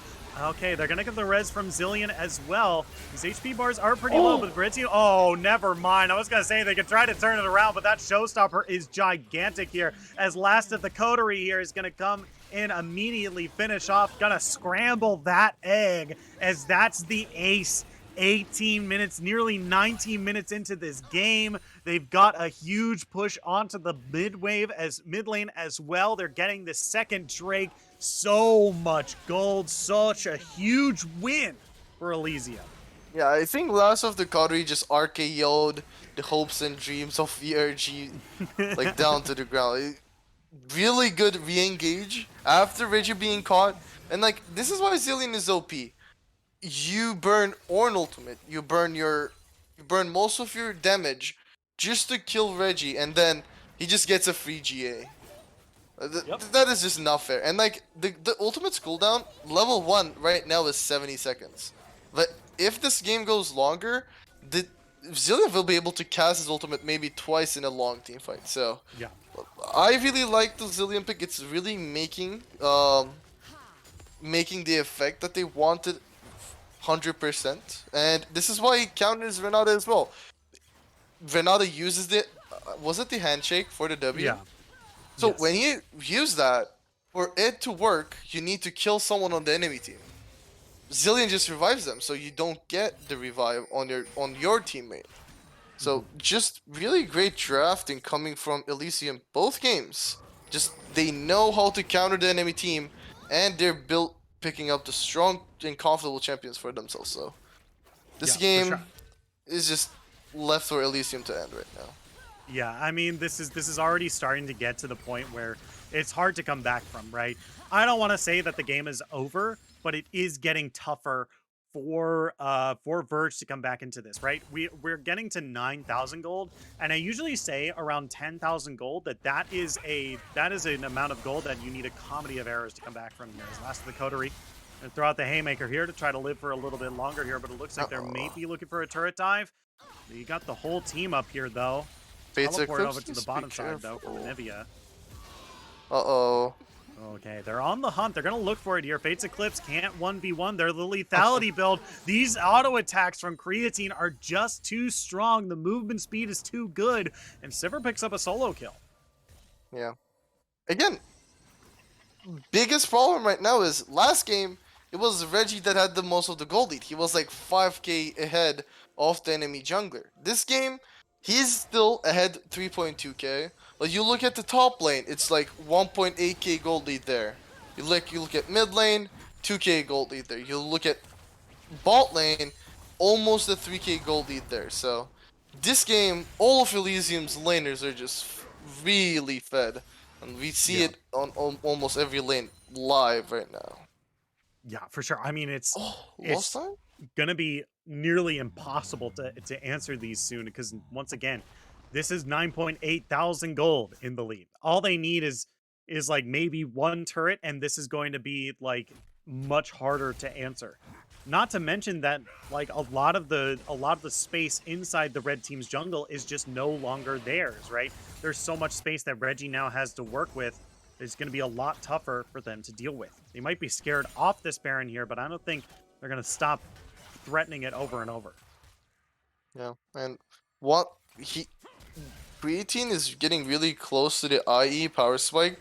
I think once that lands, even if they're able to kill Reggie, Creatine will just melt them down so fast. He uses the ultimate. I don't think he's going to be able to catch up. Yeah. But A little too slow there. Last of the Coterie trying to get some movement speed to get on top of Cobra as well, but take a look at this. No one from the red team able to truly answer this Sivir push right here. Fates Eclipse just kind of has to sit here and mostly take it, and that is not how you want this game to go right now. You'd think that they'd be a little bit more grouped up at this point because they are a 5v5 team comp fight, but they're so far behind that they really can't take any straight on 5v5 fight. We saw what happens when that goes down, right? That last fight happened in a really quick ace for the blue team. yeah, and like the side of VRG's draft, it's a little awkward because you have a champion like Renata that you want enemies to come at you. Kindred can do the same, Nivea can do the same, but Ornn, you want to kind of initiate things. MF, you want to follow up things. So I think there's like their champions are kind of out of theme when it comes to really doing stuff because Renata doesn't work that well when your team wants to run into them.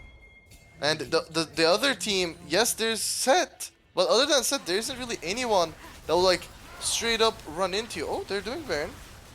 Yeah, I think this is a very good call. You have eyes on a couple members who are trying to defend that bottom turret. Oh, actually, no, this is a red team. Oh shit, I like brain farted for a moment. This is actually a really, really good call. They're able to find a cheeky Baron here, but will they live in order to use the ultimate? That's going to be the first kill here being picked up by Kindred here. Immediately responded by Set, who picks up 3 rather, as now the only member left to tell the tale is Lost Times, but now they're an egg, and this time they're hard boiled. They're going to be turned into scrap, a quadra kill for Set. And what started off as a really good call turns into disaster, as now Elysium gets to push on whatever lane they want to. Yeah, Baron power play didn't really go as planned. It was a good try. I think if they didn't do that, they were gonna lose either way.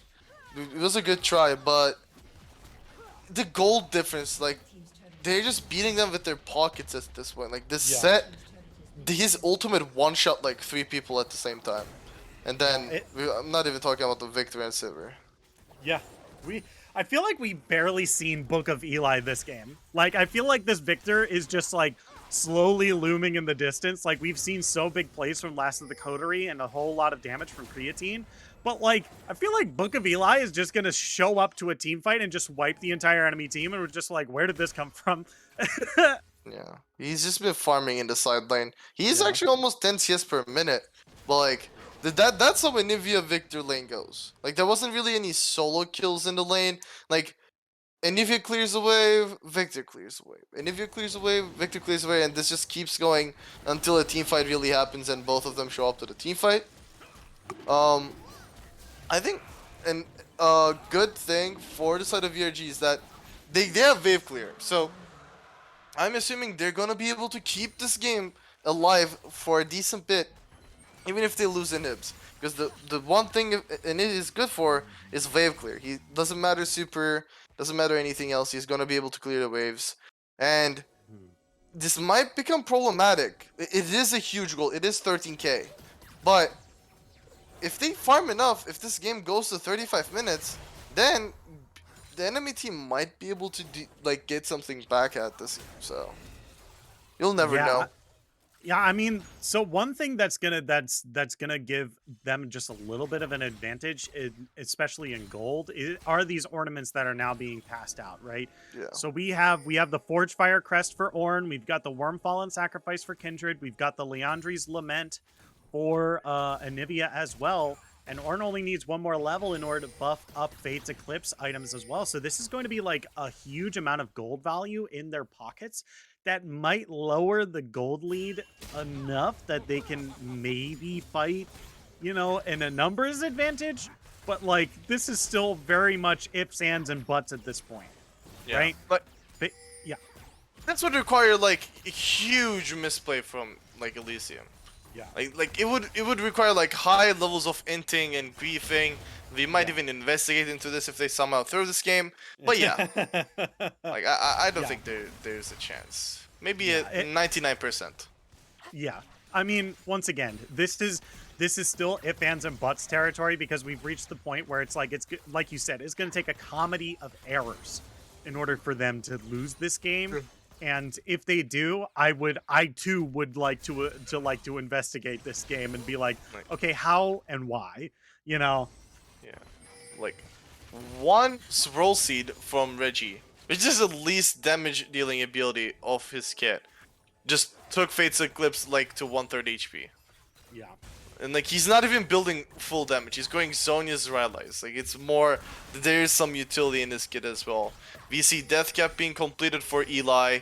He currently has how much? 476 AP. Set in the top side. Bunch of HP. Bunch of AD. He is sitting strong in a team fight. He is gonna one-shot your carries. That's just what Set does. And there's still a 5-0-13 Sivir that you need to deal with on top of those 3, so. Yeah, as I'm gonna have to check this later, but if the Eclipse becomes Syzygy? Yeah, Syzygy. ZZG. Yeah, I mean, Almost. wow, yeah, it's shout outs to Riot Games shouting us out on the game. Cool, that's awesome. It's just I don't that's the only ornament I've never seen. And so when it popped up on the chat. I was like, is that a bug? Is that wrong? Is that right? Like, is that the actual name? Like, I can't, that's so weird. That's not even, I don't even know if that has anything to do with like an eclipse. Yeah. Oh my It's just gosh. like Syzygy. Zillion's name. It's just like Zillion's name. Yeah. Yeah. It just doesn't make sense. Yeah, Sizz and Ale. Yeah. There's too Also, many Ys. That's why I it's doing it. I guess another shout out to the Zillion. Like I was talking about how hard it is to deal with the Fed members of Elysium. Even if you can't deal with them, they have a free GA. Yeah. What are you gonna do? Yeah. Like there's literally nothing to do for yourself. Oh, Yeah, the TP. Cobra taken to what I can only assume is a third of his HP off of just a few basic spells there is, this game looks slow, but it's just Elysium just like doing a laning phase. The problem is the laning phase is directly in front of the red team's base because there's no neutral objectives to get here. Yeah, this is basically a game that is just waiting Elysium to just have a team fight around an objective, either the Soul fight or the Baron. Yep. They're just taking red buff in front of Adrenal's face, right? Yeah. I want to see Last of Qadri 1v5. Ult Cobra into his own team. Just go for it. It's fine. And they take Baron. Yeah, they're going to take Baron here. Blue team is going to be able to secure it. Can't let... Okay, well, there it is. 1v5. That's going to be the bullet time as well, but the Kindred ultimate is going to keep them alive for just a little bit longer. 2 kills for the set.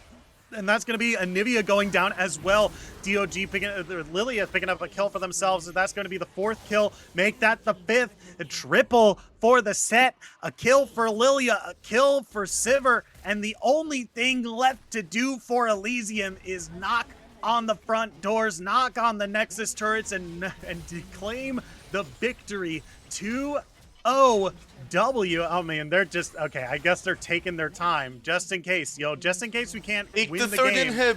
Yeah, take the third inhib. What? Damn. Yeah, okay. Yeah, I they're would've going done it. for it. All right, here we go. They're gonna pad out their team stats just a little bit. They're gonna give themselves the fat dub. There it is. Game number 2, Elysium in quick, decisive fashion. Take the game over Verge 2-0. Yeah.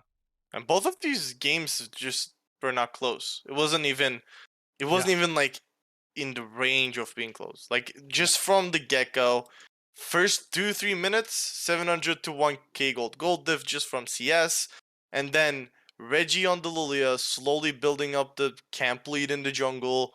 The fights were fought better by the Elysium side. And I think just again a little small draft mistakes. I think the Kindred was not really the pick here. When your highest damage dealing champion on your team is Ornn, there's a really big problem with when you have MF, Kindred, and Ivy on your team. Ornn is a really OP champ, but it shouldn't be the deal in this case. Yeah.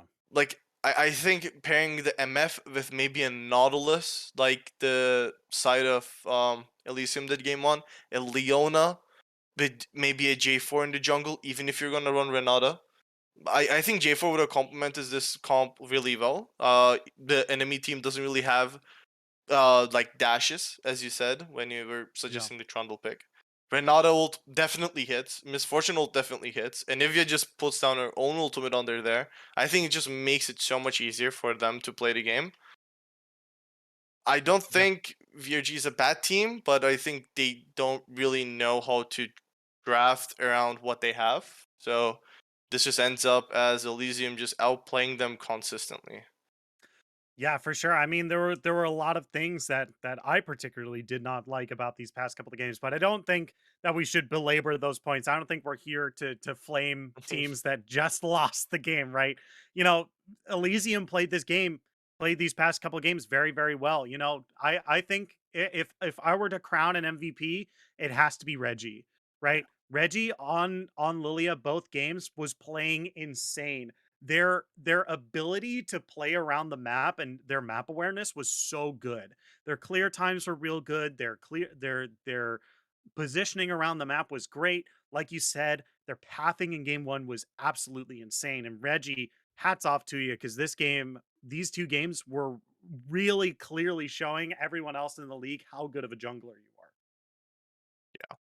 And I guess special shout outs to everyone on the team. I think everyone, although MVP was Reggie, I think everyone just did what they had to do. There wasn't a lot of misplays. The CSing was on point, especially for Book of Eli. He was at like close to 10 CS per minute. And loss of the Coterie, he had his moments when the game looked maybe even like a team fight loss was almost possible around the dragon fight that Reggie was caught. And loss of the Coterie he just does his full combo and one shots the whole team from the side of VRG. So he came in clutch a few times. He actually did the highest damage in the game, probably because of his skirmishes with Diorn. But yeah, everyone just played really well from the side of Elysium.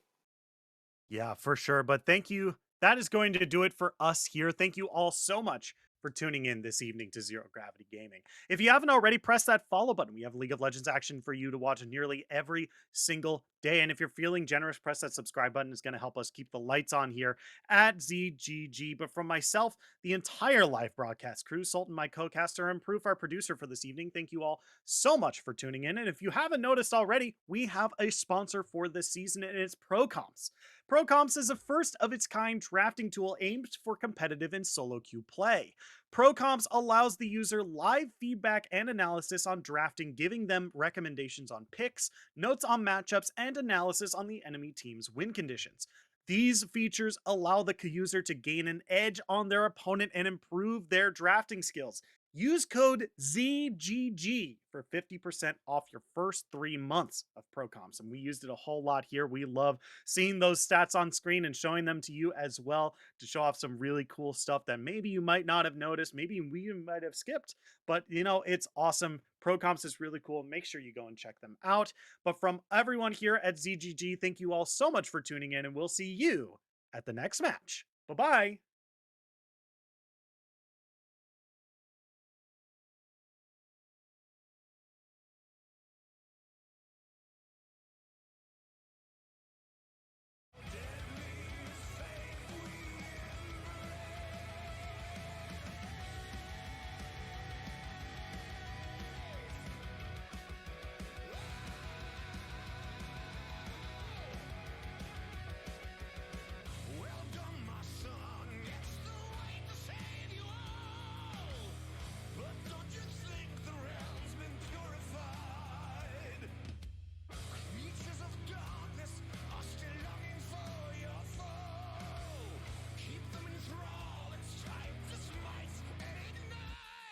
This heart